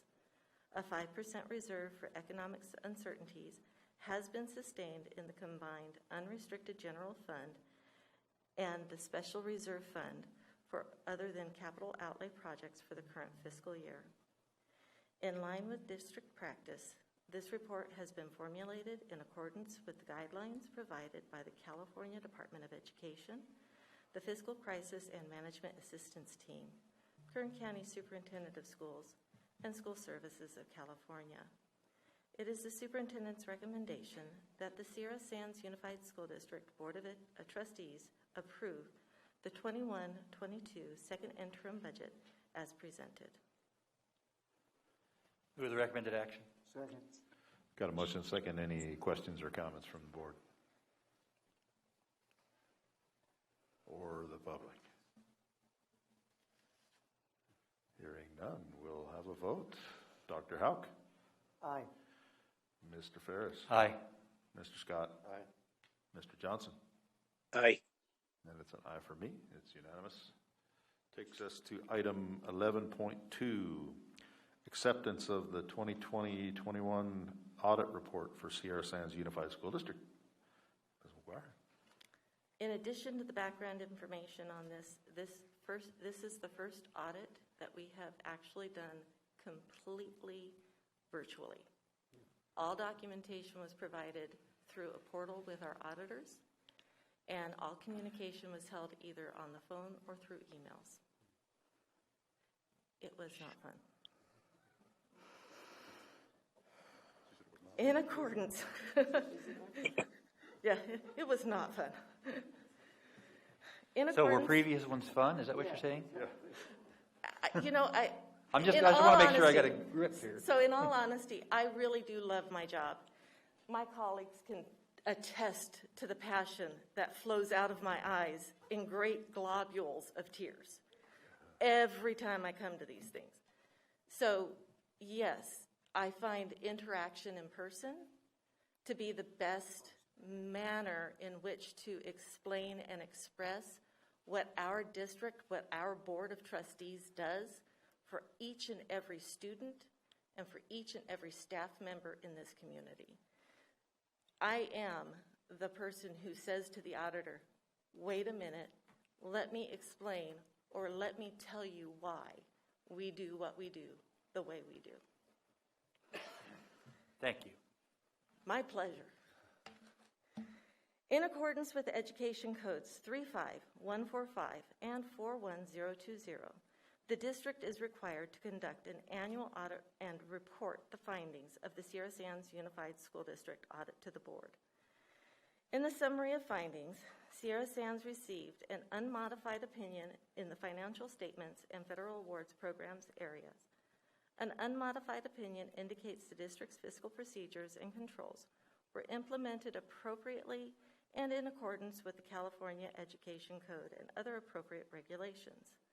A qualified opinion was received in the state compliance program area as it relates to the unduplicated local control funding pupil counts. This qualified opinion relates to the collection, validation, and reporting of unduplicated pupil counts. A qualified opinion indicates that the financial statements are fairly represented, except for a specified issue, usually due to insufficient evidence to provide a clear picture.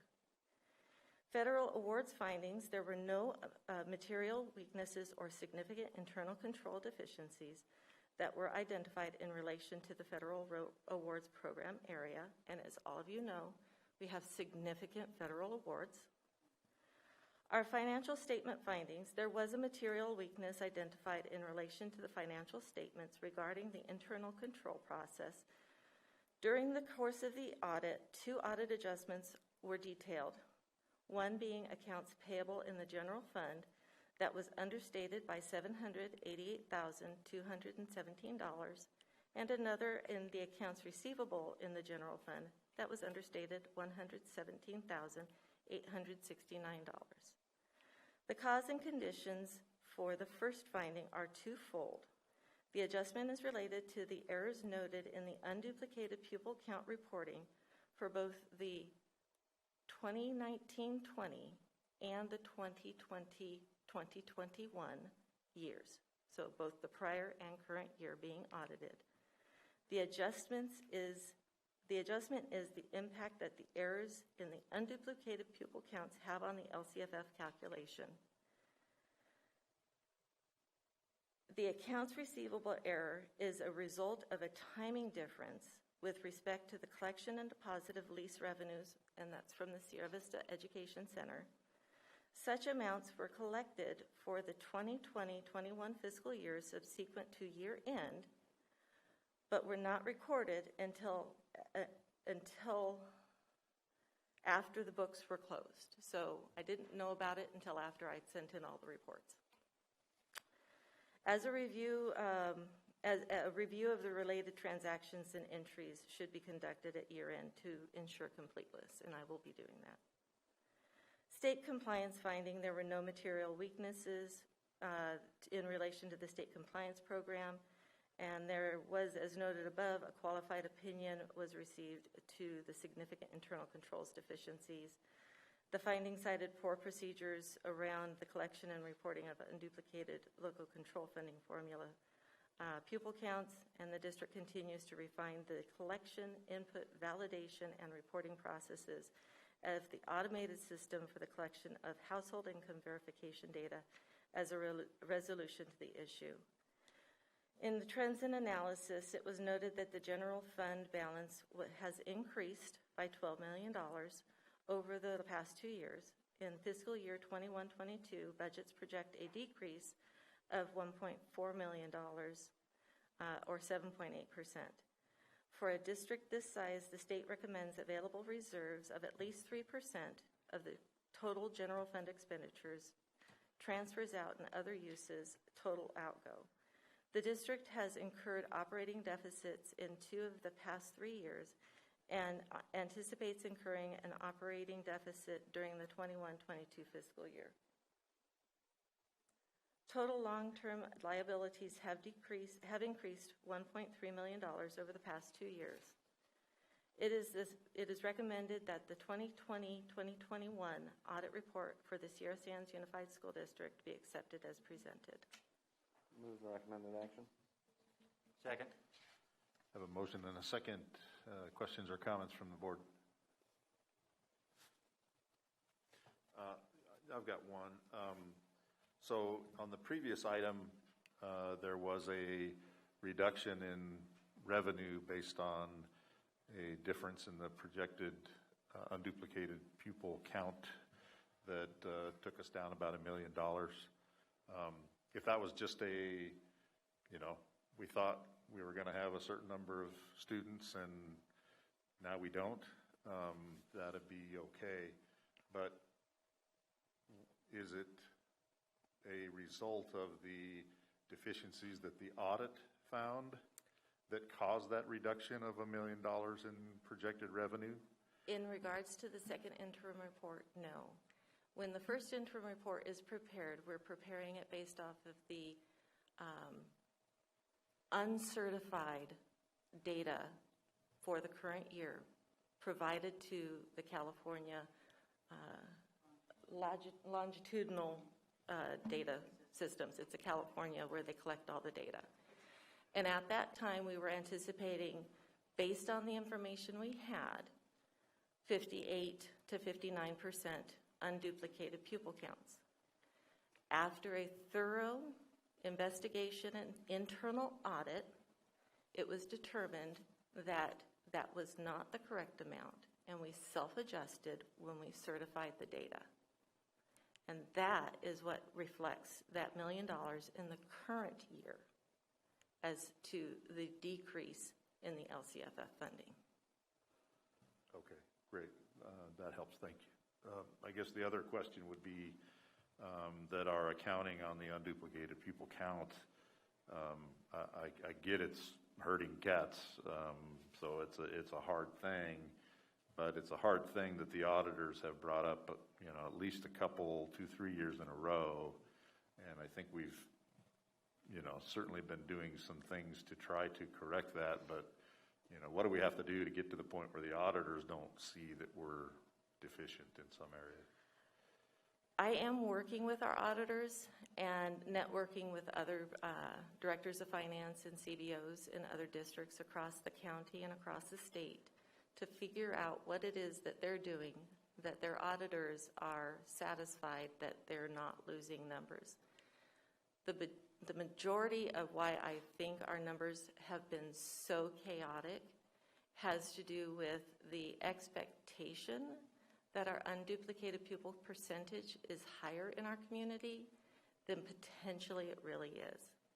And so this is just one of those, the data that we receive and we bring it in and we validate it doesn't always turn out to be what we expect it to be. Okay, well, I look forward to those improvements happening and that other folks can tell us what we could do to be more consistent, I guess. So, all right, thank you. Any other questions from the board? Mr. Ferris? No, you're ready to vote. Okay. Any questions or comments from the public? All right. We will have a vote. Dr. Houck? Aye. Mr. Ferris? Aye. Mr. Scott? Aye. Mr. Johnson? Aye. And it's an aye for me. It's unanimous. We will temporarily adjourn the meeting of the Sierra Sands Board of Education, and we will call to order the meeting of the Inyo Kern Schools Financing Authority Board of Directors. We will start with item 1, adoption of the agenda. Any changes? No changes. All right. He said no changes. No changes.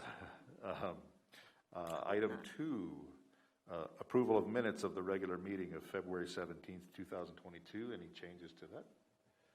That will stand. Item 3, business administration. 3.1, acceptance of the 2021 audit report for the Inyo Kern Schools Financing Authority. Move the recommended action. Second. We've got a motion and a second. Any questions, concerns, comments from the board or the public? All right, we will have a vote then. Dr. Houck? Aye. Mr. Ferris? Aye. Mr. Johnson? Aye. Mr. Scott? Aye. And for me, it's an aye. Sorry, I'm getting punchy.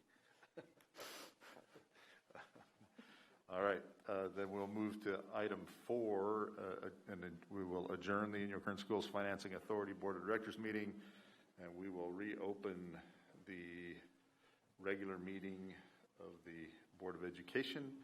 Move to item 13, consent calendar. Move the entire consent calendar? Just to be clear, will that include items 5.1 and 5.2 Yes, from on the both concurrent? agendas. Okay. Second. We've got a motion and a second on the consent calendar. Any comments or questions on any of those items from anybody? I think Mr. Johnson wants to go over each one individually. Oh, okay. So Tim, I'd like you to read every single one. We'll start with those, and then I think we have several future agenda items coming up that we need to discuss later too. So, oh, I'm sure. we will vote on the consent calendar. Dr. Houck? Aye. Mr. Ferris? Aye. Mr. Scott? Aye. Mr. Johnson?